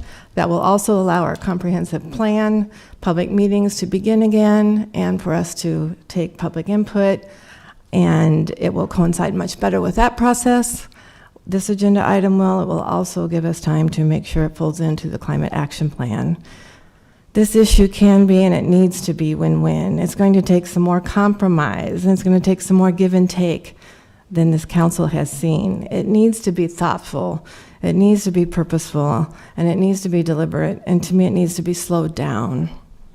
To rush into anything else today, I believe, would be a disservice to this process. We do not have a redevelopment plan. I want to thank Councilwoman Washington for organizing the meeting 2 weeks ago with the advocates of the 9 Mile Prairie, and thank you to you as well. Councilwoman Washington has committed to organizing additional meetings, which I thank her for as well. I hope this delay will help implement the timing of those meetings. We need to get more people at the table. We can do better, and we will do better. I want to thank the city staff who went out to 9 Mile Prairie last week and met with Mr. Woolen from UNL. But we need to keep listening, and then we need to listen some more, and then we need to do our job and roll up our sleeves and figure out how to move forward.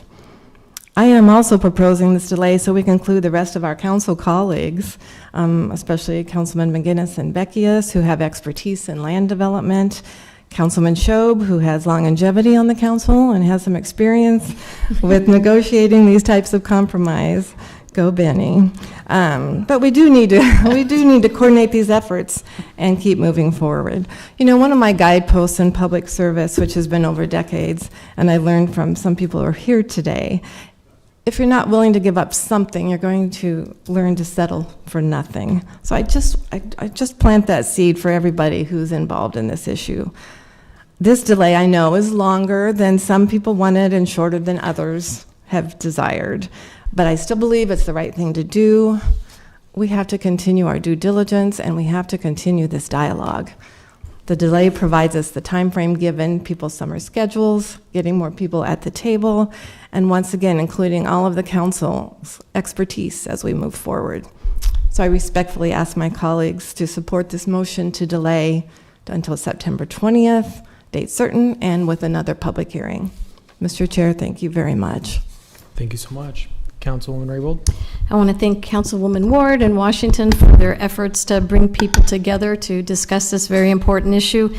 But you know, too often in politics, we pit one another against each other and use whatever tools and devices at hand to convince the public, or even at times to misinform the public to serve our goals or policy positions.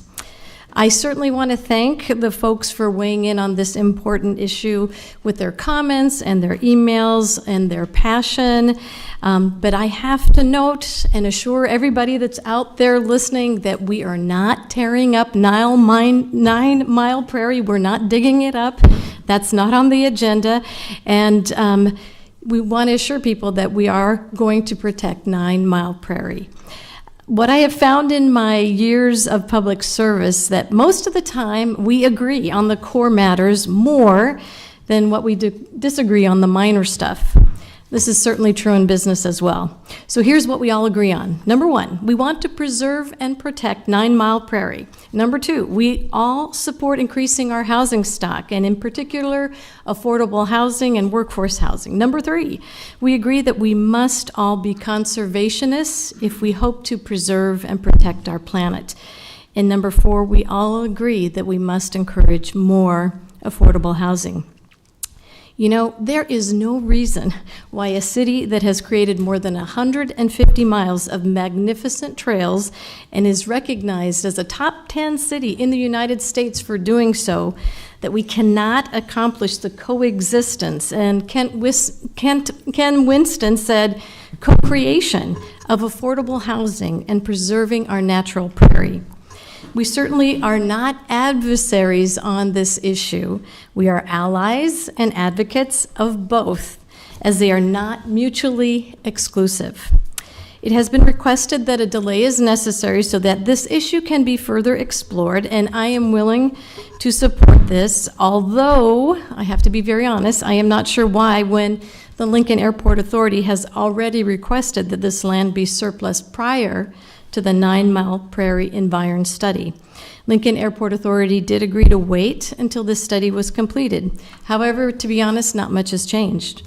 We heard delay is essential because protection of the 9 Mile Prairie should be included in the 2050 Comprehensive Plan. This is also stated in our Climate Action Plan that we support. Further requesting a delay because adjacent property owners were not notified, the city is not required to do so for this matter. It would be a different story if this were a change of zone. Another delay is to request that the blight study should have included more areas to the east and west for development. What is before us is a perfectly good blight study done by experts for the majority of the area that would serve to benefit so many. If we need to commission another blight study, let's do it. Our climate allies who advocate moving housing to the east side of 48th Street have a point. Let's do that too. We all agree we need more housing there as well. Let's look at other requests. The 9 Mile Prairie study does reference the land use called out in the 2007 Huskerville agreement between Lincoln Airport Authority, Lincoln Public Schools, and the city. And the study has clearly identified it as part of the residential urban density figure. And Sonia, I don't know if you could put that number 1 on the Elmo so people could see that in the 9 Mile Prairie study, they do talk about urban density, and it'll probably take a while, but to explain this, and sometimes it's hard to see.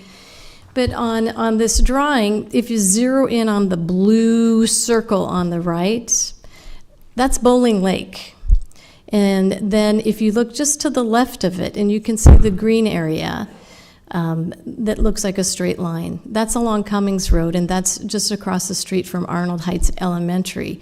But in the table below it, you can see where they call out the yellow area in that vicinity is for urban density.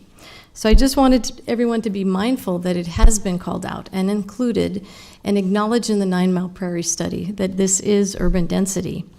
Now, the 20 acres in question have been called out to be R5 and R3 zoning since 2007, so it should come as no surprise to those who have been involved in 9 Mile Prairie. The 9 Mile Prairie does not state that no development should occur in the buffer area. And Sonia, could you put the slide 2? This actually shows, I think, in some of the misinformation that was sent out concerning a 2.5 mile buffer. Oh, Sonia, I think you have to turn it the other way. There you go. So that dark green in the center that kind of looks like a bow tie, that's 9 Mile Prairie.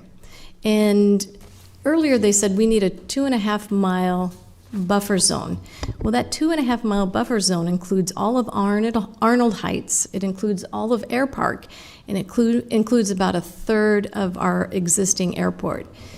We all recognize that we have to create buffers, but doing so by calling out for a 2.5 mile buffer is really unrealistic because we already have housing and development and commercial and our airport in that vicinity. And actually, there is no reference to a 2.5 mile buffer anywhere in the 9 Mile Prairie environment study. So you can see what a 2.5 mile buffer would look like. And I know that's not what folks meant, but I heard plenty from our fellow environmentalists. We have to create a buffer, and that is true, and that is clear. The 9 Mile Prairie Environment Study in Part 3, page 8, does clearly reference buffers, and they specifically call out for 100 to 600 feet of buffers, creating the necessary pollinator and fauna corridors, as well as a 130-foot buffer from adjacent farm fields to prevent the drifting of spray. So and that's on page 8, and it does talk about particularly for this master plan, a faunal buffer corridor width of 500 feet centered on the stream channel was employed for movement between natural habitats. And that's important to create those corridors for the natural movement of riparian environments as well as fauna. The 9 Mile Prairie study also says that efforts should be made to protect biodiversity when and where possible by including identifying natural drainage areas and protecting them when development occurs near them. This type of protective language is also planned to be included in the 2050 Comprehensive Plan, as it already exists in the 2030 and 24 plans to safeguard biodiversity. The Climate Action Plan also calls for these protections. This was stated by Mickey Esposito, former Lincoln Transportation and Utility Director and now Climate Action Plan Coordinator, as she spoke about the importance of watershed management protections that we already have in place to safeguard our current waterways. In fact, the Huskerville Agreement from 2007, and then Sonia, if you could put that next slide up there, the Huskerville Agreement from 2007 states that the tracts surrounding the North Molehill area, and we're calling that blue little mountain that you see a molehill, and that's track number 3. But in track number 6, they talk about that whole track around that area should be used for flood storage, recreation open space, utilities, and right-of-way. It is recognized that no matter what goes in that track 3, the blue area, that watershed protections will come into play no matter what goes in there. But as you can tell, even in the Huskerville agreement, they did call out for protections of that area. They were mindful of the environment that surrounds them. So here's the frustrating thing that I have to deal with. We should be moving forward with a purpose on blight, an extremely blighted study for those who wish to purchase a home in this area and receive that $5,000 Nebraska tax credit. Particularly when we have this very challenging housing market. That would certainly help some homeowners locating to this area with a beautiful new high school nearing completion, a relatively new middle school, and soon to be renovated Arnold Heights Elementary and Recreational Center. The blighted designation would open the door to developers of affordable housing, and I must point out that tax increment financing as part of this redevelopment can also be used for the trail expansion that was discussed from the west side of Arnold Heights Elementary School all the way in front of it and crossing Northwest 48th Street and connecting with Bowling Lake and creating a wonderful pathway for people to continue to enjoy and experience nature. You know, there is more good accomplished for both the environment and housing when we work together in making both happen. And so for that reason, I will support the delay. But I think Councilwoman Ward said it best. We have to look at compromises that will protect our environment, will protect the prairie buffer, and also allow us to do the things that we're also committed to doing, and that's affordable housing. So thank you for listening to my long explanation, and thank you, Sunny, for helping with the diagrams there. Thank you. Any further comments or discussion? Okay, seeing none, may we please do a roll call vote on the motion to delay? Oh, Councilman Shob. Thank you, Mr. Chair. And so the microphone works. We have item 4E and 4F and 4G are very similar. We're going to take them up separately, and are there were some other amendments out there too. Do we need to deal with any of those things? How I interpreted it was that Councilwoman Ward removed her amendment, and then since these are related items, that the delay applied to both of them, correct? F and G. Oh. Were there other amendments that we need to withdraw or apply?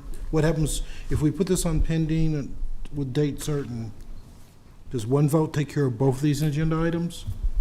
Or do we need to come back and do it again? And were there amendments that we needed to deal with? Or do they just flow over? Well, I can address it, or our Yes, city please. attorney can address it, but I did introduce a motion to amend number 2 that included a redesigned map, Does it carry over with?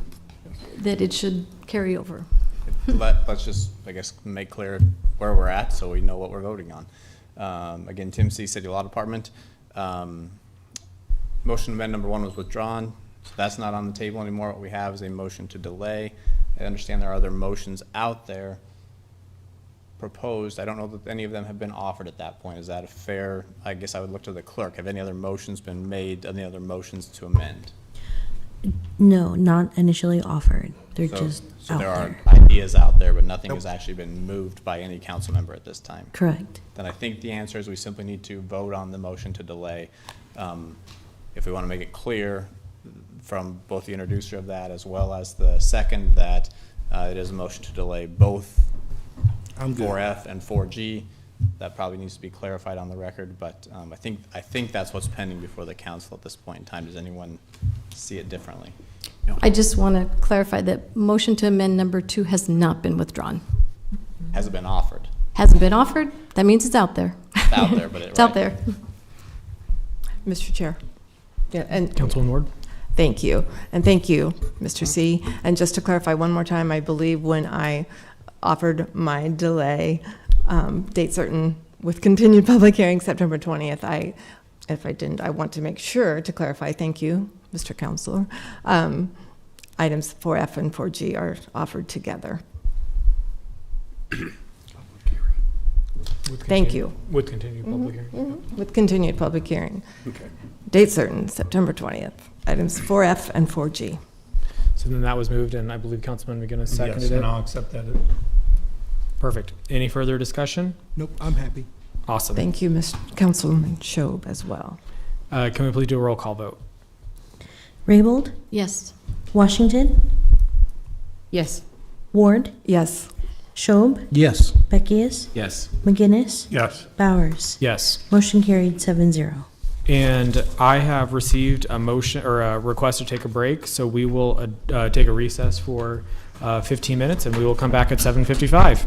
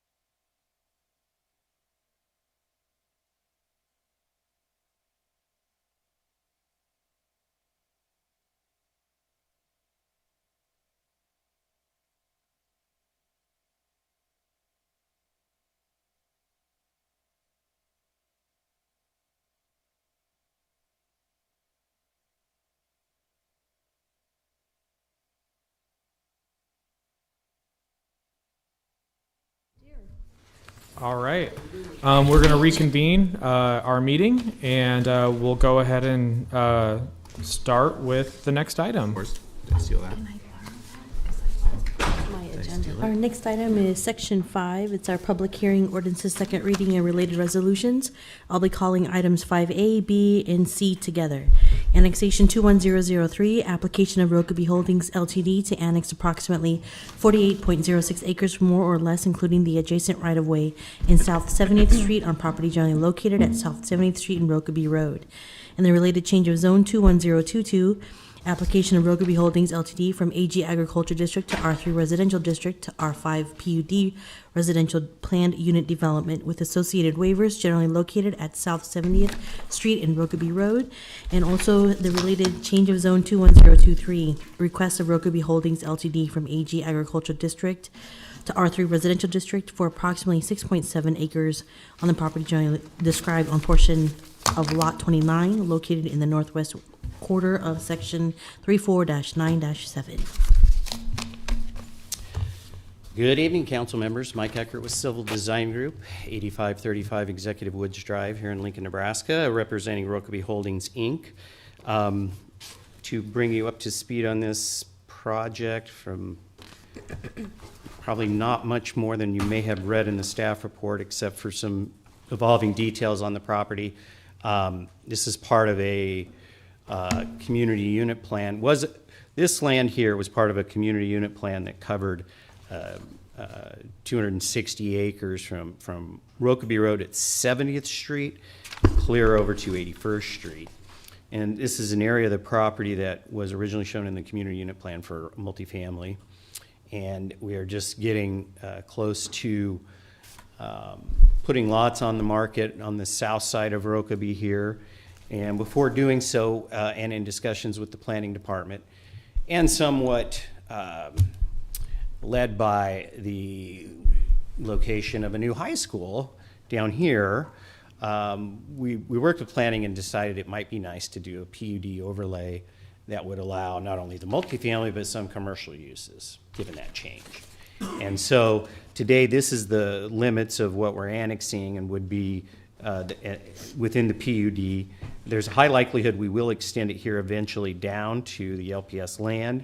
We just didn't at this time because of some annexation issues. As most clients don't want to annex land until they're ready to develop it. That's the case here. This land could operate on a lift station with single users, multifamily or commercial.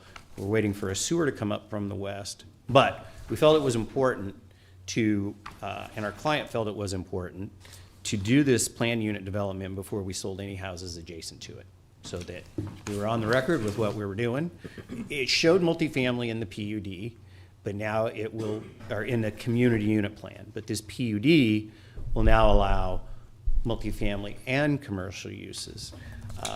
And so we decided to do this and decided to annex the land probably many years in advance of any development.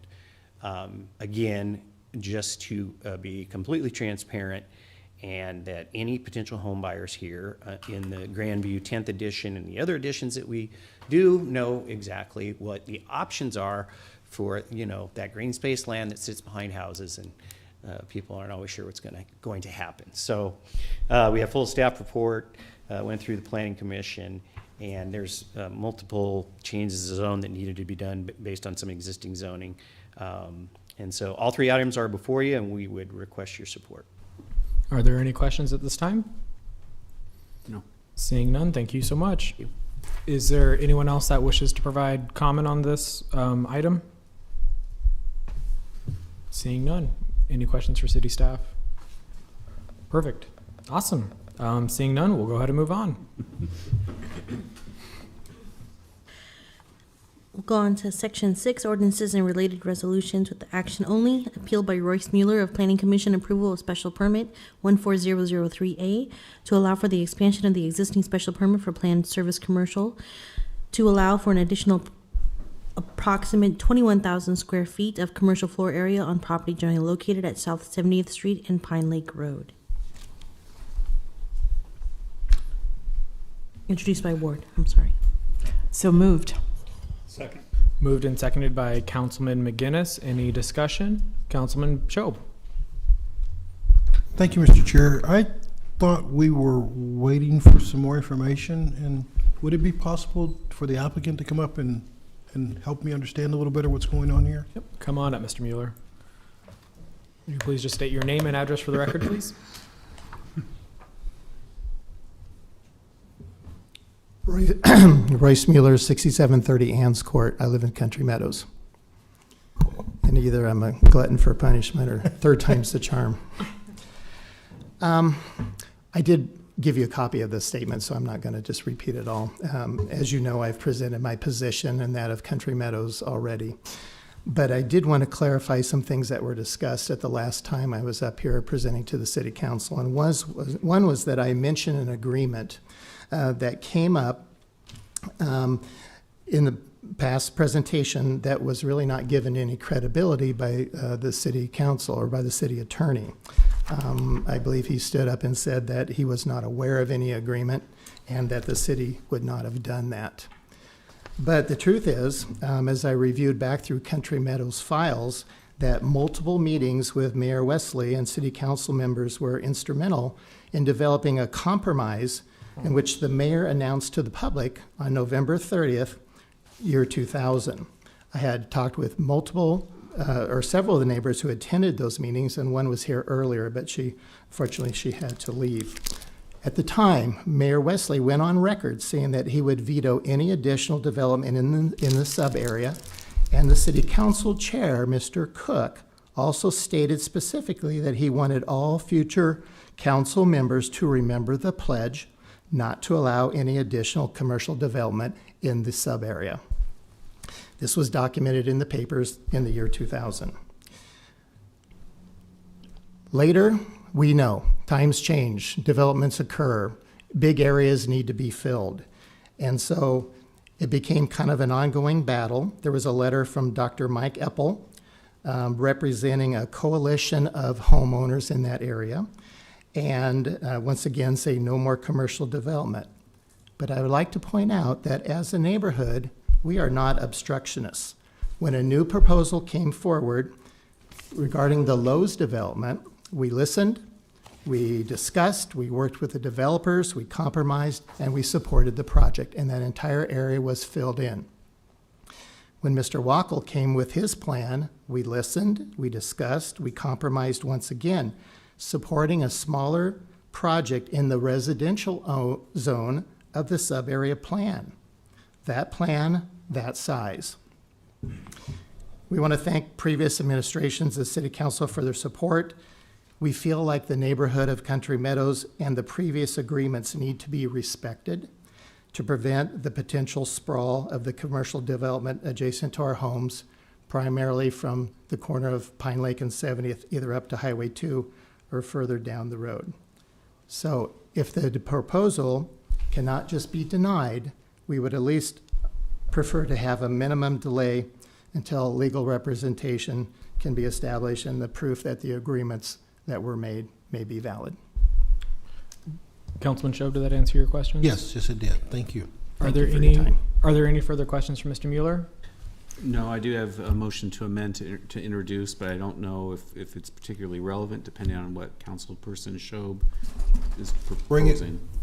No, I'm not. So, as part of the record and in your meeting packet is a motion to amend, which would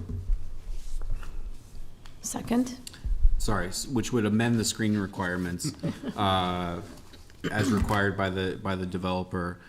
So that it may be placed on neighboring property to protect views, all of this subject to approval by the planning director. Second. Moved and seconded by Councilwoman Raybold. Any discussion? Mr. Beckus, what am I looking for? Oh. Nope, not it. I'm not sure it's printed. Okay. It was part of. It was in the. Yeah. As part of the meeting packets and the agenda. I'm not sure if it's printed in front of you today. So would you speak to it a little bit more? Just gonna allow for the screen to be built on the So as part of the development, the applicant is going to be required to install landscape screening. This amendment would allow that landscape screening to be placed on either the applicant's land or, with approval, neighbor's land, so that they can determine a little bit more what they want screened and how. All of this would be subject to approval by the planning director. Any further discussion? Well, it also looks like the trees, the evergreen trees, have to be at least 8 feet in height. Yes, that was already amended by the planning commissioner, by Commissioner Campbell at that point in time. Any other questions or comments for either Councilman Beckius or general discussion about this motion to amend? Well, I have a question for staff, but Okay. Motion to amend. Council on screening. Thank you. Would you like yeah. Dr. Carey? So, David Carey with the Planning Department. thank you. We know the neighbors are concerned about the screening, and we sort of have a brief conversation at our last meeting about properties that are zoned H4 and that are storage facilities. Could you explain what is generally required in a H4 zoned storage facility? Are there special things that are required by planning department in certain cases? Yeah, so the specific piece of the question is not about the mini storage and screening that. It's if there was any outdoor storage along with the mini storage use. And so there is additional requirements for outdoor storage, such as if there were trailers or RVs being stored at a location like this. But the main point to be made there is that that's if certain conditions are presented. In this case, on this property, if the outdoor storage is within sight, within 150 feet of the public right-of-way, so that would be the east side along 70th Street and the south side along Pine Lake Road, and then also within a certain distance within a residential area. So that would be the east and the north side, the west and the north side, excuse me. The point, I guess, to be made here is that because there are structures on the site for the mini storage, those structures can act as the screening potentially. So there wouldn't have to be additional plantings necessarily or an additional opaque fence, although that could be required under certain conditions. We won't know the specifics of that until we get a final site plan in and the actual locations of the final building footprints, and then the proposed areas for outdoor storage. So the provisions there for that to be dealt with when those plans come in, typically at building permit stage. So the answer is yes, but it depends on the actual final circumstances of the site plan. So I know that one of the questions I asked last time was, there was a beautiful fence along, it looks like the northwest corner of it that abuts one of the neighbor's property, and I thought that would be a great fence to continue along the property line. But I guess once they make their formal application, that is something that is subject to review and a possible additional requirement depending upon what they present. Correct. Okay. Yep. Councilman McGinnis? Yeah, you're saying they have not submitted plans for your review at this point, so the plans could change?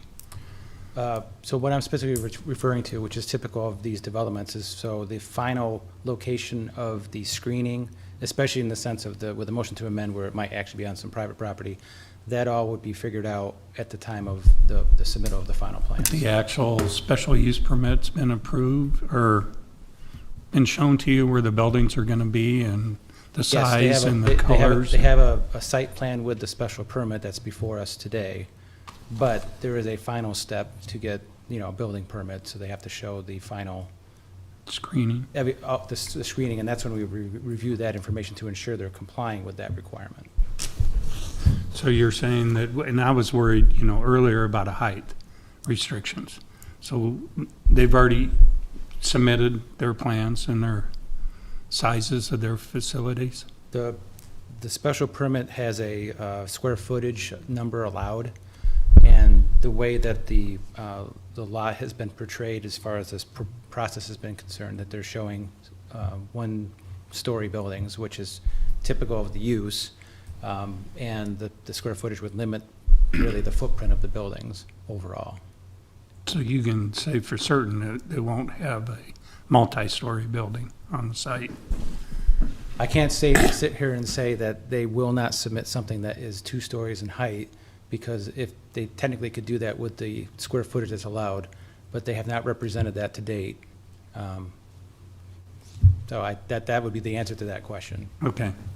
Could be, what, a 4-story, 5,000 square foot building?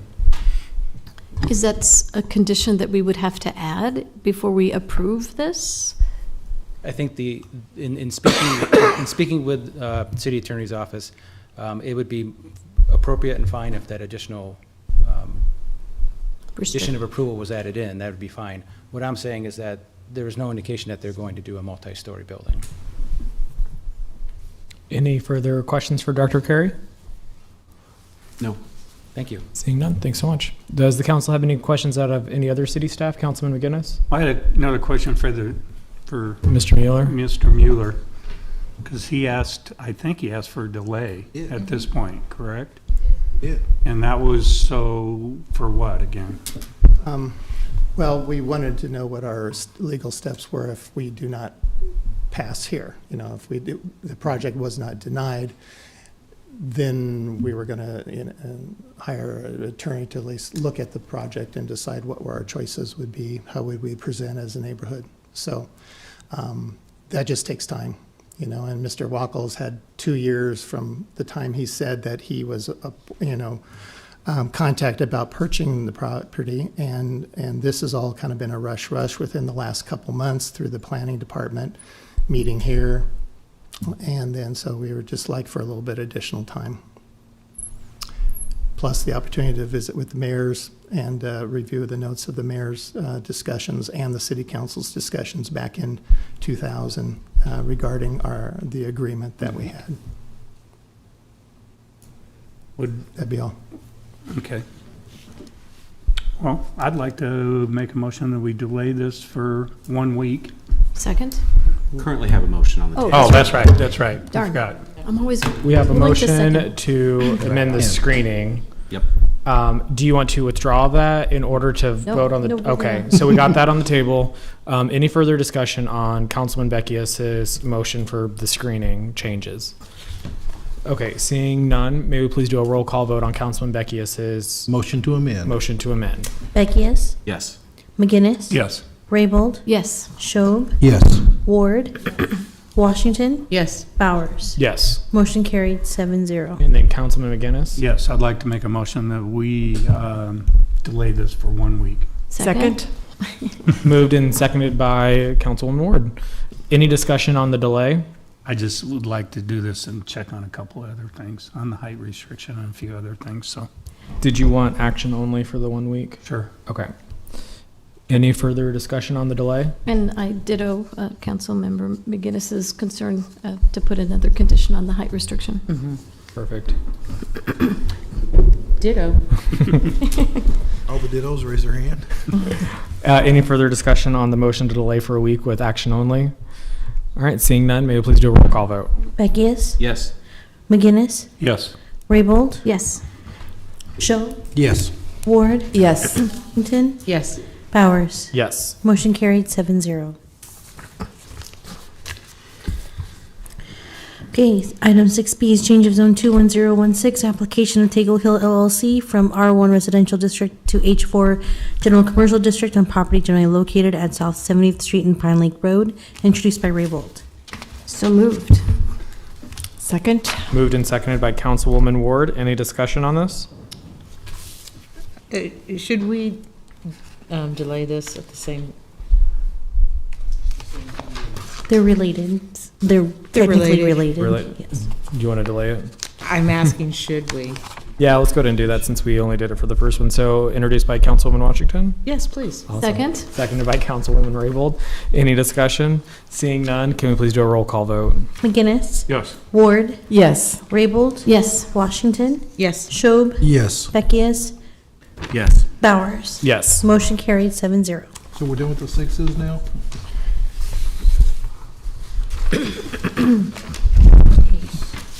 We can move on to our Section 7, ordinances, third reading, and related resolutions. Item 7A is approving a lease agreement for the lease and financing of golf carts for a 4-year term between the City of Lincoln and Exchange Bank for the lease and financing of golf carts, introduced by Ward. So moved. Second. Moved and seconded by Councilman McGinnis. Any discussion? We need new golf carts. We need new golf carts. We do, actually. Any further discussion? Seeing none, may we please do a roll call vote? Schob, Yes. Ward, Yes. McGinnis. Yes. Raybold. Yes. Beckius. Yes. Washington. Yes. Bowers. Yes. Motion carried, 7-0. Item 7B is approving a lease agreement for a 24-month term with option to renew for 2 additional 1-year terms between the City of Lincoln and Experian Marketing Solutions, Inc. for the property generally located at 949 West Bond Street, introduced by Ward. So moved. Second. Moved and seconded by Councilman McGinnis. Any discussion? Seeing none, may we please do a roll call vote? Raybold. Yes. Washington. Yes. Ward. Yes. Schob. Yes. Beckius. Yes. McGinnis. Yes. Bowers. Yes. Motion carried, 7-0. Item 7C is text amendment 21003, application of the planning director to amend Lincoln Municipal Code Section 27.06.140, food and drink establishments use group table, and Section 27.62110, food and drink establishments use group to include conditional uses for the sale of alcoholic beverages for consumption on the premises of a restaurant in the O1 Office District, and repealing Sections 27.06140 and 27.62110 as hereto existing, introduced by Ward. So moved. Second. Moved and seconded by Councilwoman Washington. Any discussion? Councilwoman Washington. I just want to offer that I asked David Carey, Director of Planning, if he would show me where all the O1 district was in Lincoln, so that I had a very good idea of the geographic scope that this change would make. And I was comforted it is primarily only in the Lincoln Mall area, so it really covers the government services area between the state capitol and this building, with a couple of tags. But anyway, I was comforted by that. Awesome. Any further discussion? Seeing none, may we please do a roll call vote?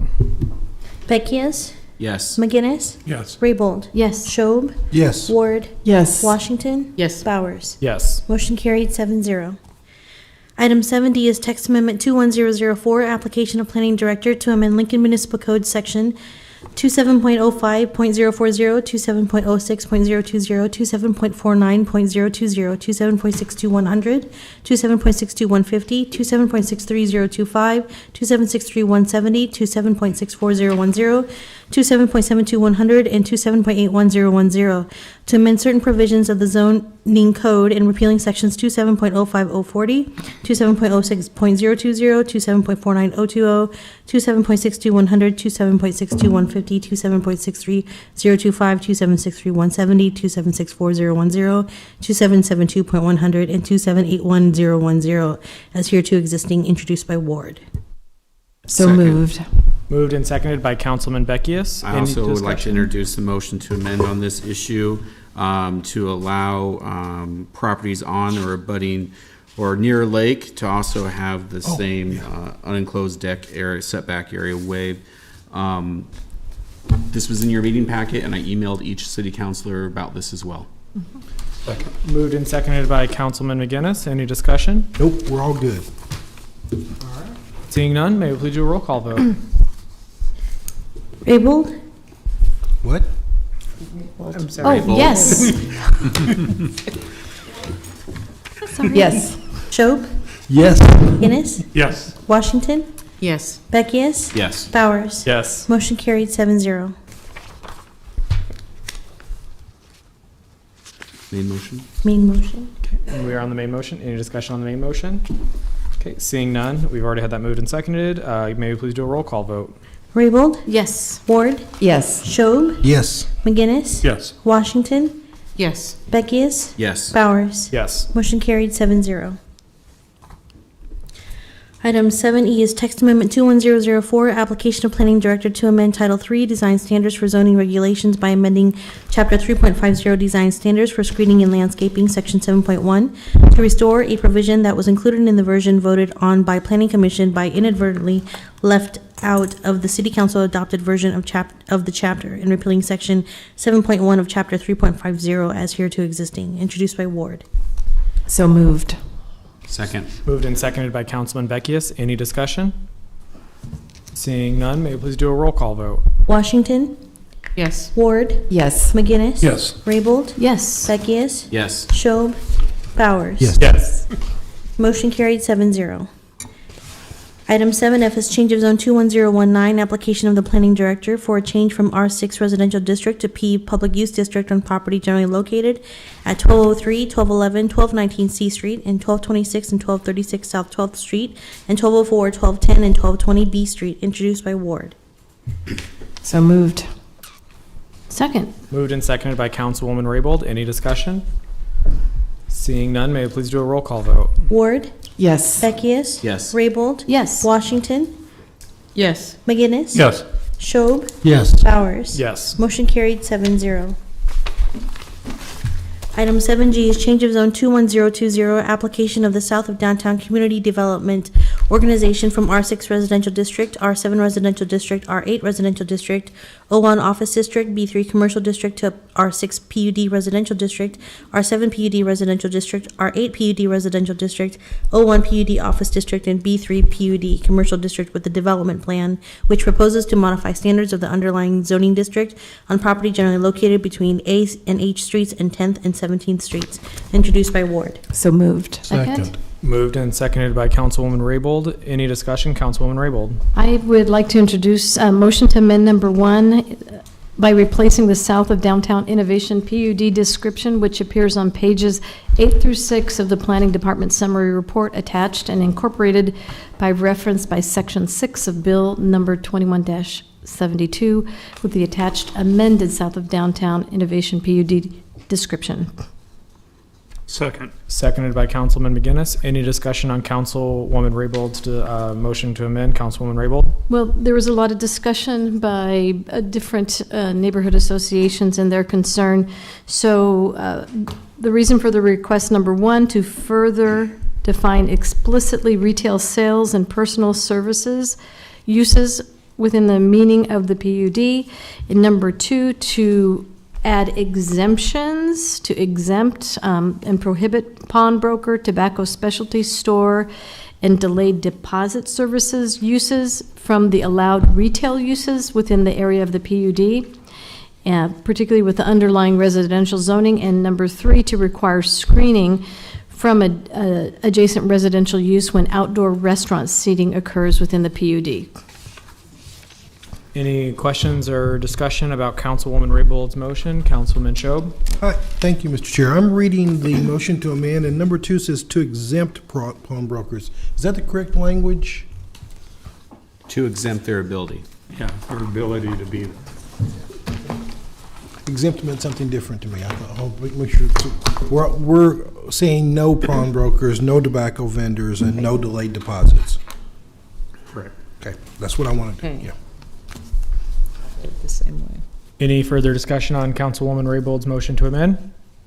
I got just a quick question. Yeah. It says to require screening from adjacent residential use when an outdoor restaurant occurs within the PUD. But if they're already in a B zoned area, would they need to require the zone? They would require the screening if they're already in a commercial underlying?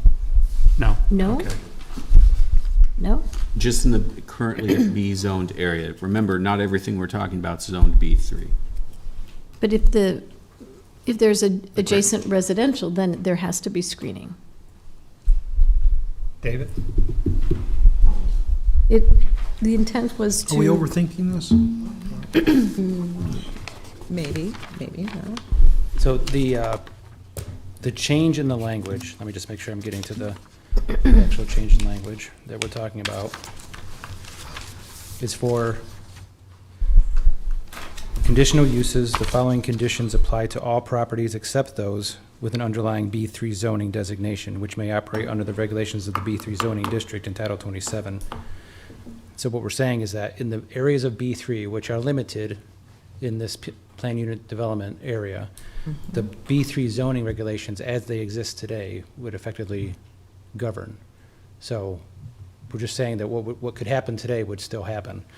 Now we go into any proposed development that does not meet the following conditions requires a full amendment. Then it goes down to restaurants, So when there's outdoor seating associated with a restaurant and adjacent to residential use, outside of the B3 zoning designation area, so it's the rest of the PUD, that's where we're adding that 6-foot solid fence is required to screen the patio from any adjacent residential use. Say, for example, in the transitional zone. Right. Correct. Right. Right. Okay. Any further questions for Director Carey? Or any questions for Mr. Sechrist? Okay, seeing none. May we please do a roll call vote on Councilwoman Raybold's motion to amend? Beckius, Yes. McGinnis, Yes. Raybold, Yes. Shaw, Yes. Ward, Yes. Washington, Yes. Yes. motion carried 7-0. Councilwoman Raybold. I would like to make a motion to amend number 2, which further defines modifications in the PUD language regarding food trucks. Second. Moved and seconded by Councilman McGinnis. Councilwoman Raybold. And just to clarify, the language said food trucks are allowed on private property. And as a private property owner, I said, whoa. But we added, food trucks are allowed on private property with the written consent of the owner or duly authorized tenant, provided the food truck does not occupy any parking stalls. So any required parking stalls. So we wanted to make sure it was clear that food trucks are permitted, but on private property with permission by the property owner or the appropriate tenant, and that they can't reduce the number of parking stalls, required parking stalls. Any further questions or comments or discussion? No. Okay, seeing none, let's have a roll call vote on Councilwoman Raybold's second motion to amend. Beckius, Yes. McGinnis, Yes. Raybold, Yes. Shob, Yes. Ward, Yes. Washington, Yes. Bowers. Yes. Motion carried 7-0. Councilwoman Raybold. I'll go for this one too. This is a motion to amend number 3. It's really just to correct a lot of the legal descriptions in the PUD to make sure they're accurate. Second. Moved and seconded by Councilman McGinnis. Any discussion? When did it get to be 8:30? Any further discussion? Okay, seeing none, may I please do a roll call vote on Councilwoman Raybold's motion to amend number 3? Beckius, Yes. McGinnis, Yes. Raybold, Yes. Shob, Yes. Ward, Yes. Washington, Yes. Bowers. Yes. Motion carried 7-0. Got any more? No, I was Okay. just going to make a Just- brief comment Go ahead. on the main motion. I want to do that. Do you want to go first? Tammy, do you want to go first? Nope. I just want to say that I am going to support this south of downtown plan. I know that there was a tremendous amount of input from so many, concerns from so many, but I like to think of this as a document in progress. There's certainly opportunities to make corrections and changes and amend it further as the plan gets implemented. So I think it is a living document that should be open to further scrutiny, further criticism, to make sure that it is the right plan for the neighborhood. Councilwoman Ward? Thank you, Mr. Chair. I too will be supporting, and I'm grateful for the plan that lies before us. There was a tremendous amount of work. I was honored to just step in at the late time on the steering committee, but really appreciate how cool this is going to make Lincoln, especially that neighborhood. It is a framework with a lot of details and a lot of work, and if we were not to pass this, it would be a tremendous loss for this community. It does keep Lincoln moving forward, and I think we need to look at the big picture and know that we can keep making changes and tweaks, and that's important. And so I'm super excited that we can hopefully move this forward, and want to thank all those that were involved for doing the grind. It's a lot of hard work, so honored to support it. Thank you. Councilwoman Washington? Thank you, Mr. Chair. You know, sometimes when we're dreaming about a future that we can only just begin to imagine, we have to take some risks. And there was a lot of public involvement, a lot of sincere efforts in trying to find out what the public wanted and what they could support. In that, I don't expect that any plan is perfect, and so I respect the idea that this plan can be changed, amended, added to. But I also would encourage south of downtown to communicate as much as you possibly can, to over-communicate if you've got the stomach for it, to let folks know what is happening with the other issues that they've brought forward. Because those are also very, very important issues. And I know that some of the issues that were at the top of the list that the residents brought up are being addressed in a different plan, and that wasn't clear in this plan. But your ideas have not been lost, and I would just ask you to continue speaking your mind and adding to this and being watchful, and then hoping that this is going to work out. And I don't just mean empty hope. I mean like putting your back into it and moving forward with a hopeful nature that I think this is going to bring good things to south of downtown and to Lincoln in general. Councilman McGinnis? No, I'm fine. I just wondering if we're going to stamp the concrete. Councilman Beckius? Yes, I will vote to support this item. I concur with the other counselors speaking today in that I do see this as a living document going forward, and I do see this as a bit of risk-taking for our community as well. One thing that I would ask the south of downtown CDO to do is I would like to see some measure of impact over the time period from the board of directors driving this change in this neighborhood, because at the end of the day, I don't want to see anecdotal stories. I don't want, that's not of interest to me. I do want to see data collection from the board of directors moving forward, so that we can measure things such as number of units, affordability of the impacted PUD area, so that we have some sort of data to move forward with. As others said, I do see this as a living document, and that data would be much appreciated to have going forward. Any further comments? Okay, seeing none, may we please do a roll call vote on the main motion? Yes. Yes. McGinnis? Yes. Raybold? Yes. Schob? Yes. Ward? Yes. Washington? Yes. Bowers? Yes. Motion carried 7-0. Item 7H is annexation 20014, application of Fire Ridge LLC to annex approximately 74.74 acres on property generally located at 10400 Van Dorn and 2300 South 98th Streets, introduced by Ward. So moved. Second. Moved and seconded by Councilman McGinnis. Any discussion?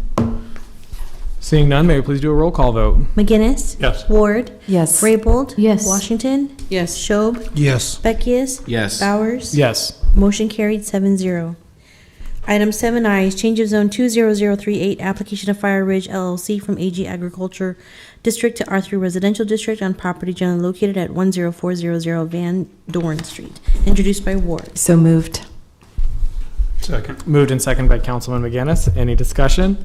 Seeing none, may I please do a roll call vote? Schob? Yes. Ward? Yes. McGinnis? Yes. Raybold? Yes. Beckius? Yes. Washington? Yes. Bowers? Yes. Motion carried 7-0. Item 7J, approving the annexation agreement from Fire Ridge between the city and Fire Ridge LLC for the annexation of property generally located in the area between 98th Street and 105th Street near and abutting Van Dorn Street, introduced by Ward. So moved. Second. Moved and seconded by Councilwoman Washington. Any discussion? Seeing none, can we please do a roll call vote? Raybold? Yes. Washington? Yes. Ward? Yes. Schob? Yes. Beckius? Yes. McGinnis? Yes. Bowers? Yes. Motion carried 7-0. Item 7K is approving the Sharp Building redevelopment agreement between Sharp Building LLC and the city relating to the redevelopment of property generally located at 206 South 13th Street, introduced by Ward. So moved. Second? Moved and seconded by Councilwoman Raybold. Any discussion? Seeing none, may we please do a roll call vote? Beckius? Yes. McGinnis? Yes. Raybold? Yes. Schob? Yes. Ward? Yes. Washington? Yes. Bowers? Yes. Motion carried 7-0. Yay. Item 7L is amending the fiscal year 2020-2021 CIP to authorize and appropriate $1,376,894 in TIF funds and $198,000 in other funds for the Sharp Building redevelopment project, introduced by Ward. So moved. Second? Moved and seconded by Councilwoman Raybold. Any discussion? Seeing none, may we please do a roll call vote? Raybold? Yes. Ward? Yes. Schob? Yes. McGinnis? Yes. Washington? Yes. Beckius? Yes. Bowers? Yes. Motion carried 7-0. Item 7M is authorizing the issuance of tax allocation bonds for the Sharp Building redevelopment project in an amount not to exceed $1,376,894, introduced by Ward. So moved. Second. Moved and seconded by Councilwoman Washington. Any discussion? Councilwoman Washington? Nope, I Oh. am, No, I was just doing. Councilwoman Raybold? I make a motion to amend number 1 to replace the ordinance introduced on July 12th, 2021 with the substitute ordinance attached here too. Second. Moved and seconded by Councilman McGinnis. Any discussion? Councilwoman Raybold? It's to make the definition of the project area consistent between the redevelopment agreement and the bond ordinance. Any further discussion? Seeing none, may we please do a roll call vote? Washington? yes. Ward? Yes. McGinnis? Yes. Raybold? Yes. Beckius? Yes. Schob? Yes. Bowers? Yes. Motion carried 7-0. Okay, now back to the main motion. Any further discussion? Seeing none, may we please do a roll call vote? Washington? Yes. Ward? Yes. McGinnis? Yes. Raybold? Yes. Beckius? Yes. Schob? Yes. Bowers? Yes. Motion carried 7-0. Item 7N is approving the 25th and Vine redevelopment project agreement between the city and LA Real Estate, introduced by Ward. So moved. Second. Moved and seconded by Councilman Beckius. Any discussion? Seeing none, may we please do a roll call vote? Ward? Yes. Beckius? Yes. Raybold? Yes. Washington? Yes. McGinnis? Yes. Schob? Yes. Bowers? Yes. Motion carried 7-0. Item 7O is amending the fiscal year 2020-2021 CIP to authorize and appropriate $229 in TIF funds for the 25th and Vine redevelopment project, introduced by Ward. So moved. Second? Moved and seconded by Councilwoman Raybold. Any discussion? Seeing none, may we please do a roll call vote? Beckius? Yes. McGinnis? Yes. Raybold? Yes. Schob? Yes. Ward? Yes. Washington? Yes. Bowers? Yes. Motion carried 7-0. Item 7P is authorizing the issuance of tax allocation bonds for the 25th and Vine redevelopment project in an amount not to exceed $906,229, introduced by Ward. So moved. Second? Moved and seconded by Councilman Schob. Any discussion? Councilwoman Raybold. I'd like to introduce motion to amend number 1, and again, replacing the ordinance introduced on July 12th, 2021 with the substitute ordinance attached here too. Second. Moved and seconded by Councilwoman Washington. Any discussion? Councilwoman Raybold. It's really to change the period for dividing the taxes to 20 years as reflected in the redevelopment agreement. Any further discussion on the motion to amend? Seeing none, may we please do a roll call vote? McGinnis? Yes. Ward?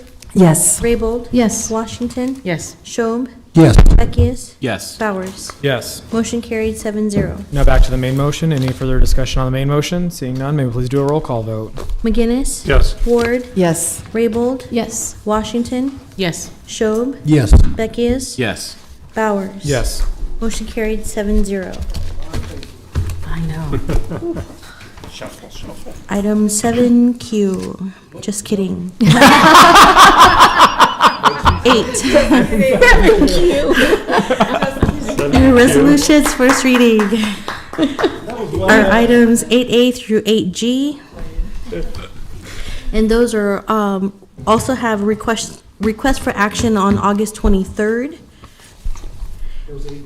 Actually 8A through 8G. Ordinances, first reading and related resolutions. Item 9A is also has a request to delay action until August 23rd.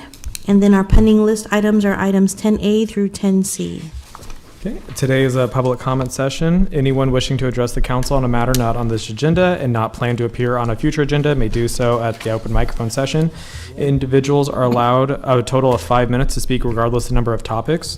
For this month, this is the last session in July. So is there anyone that wishes to speak to the council?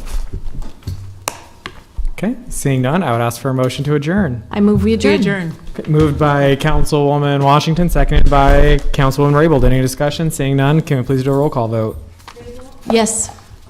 Washington? Yes. Ward? Yes. Schob? Yes. Beckius? Yes. McGinnis? Yes. Bowers? Yes. Motion carried 7-0. Adjourn. We're done. We're done.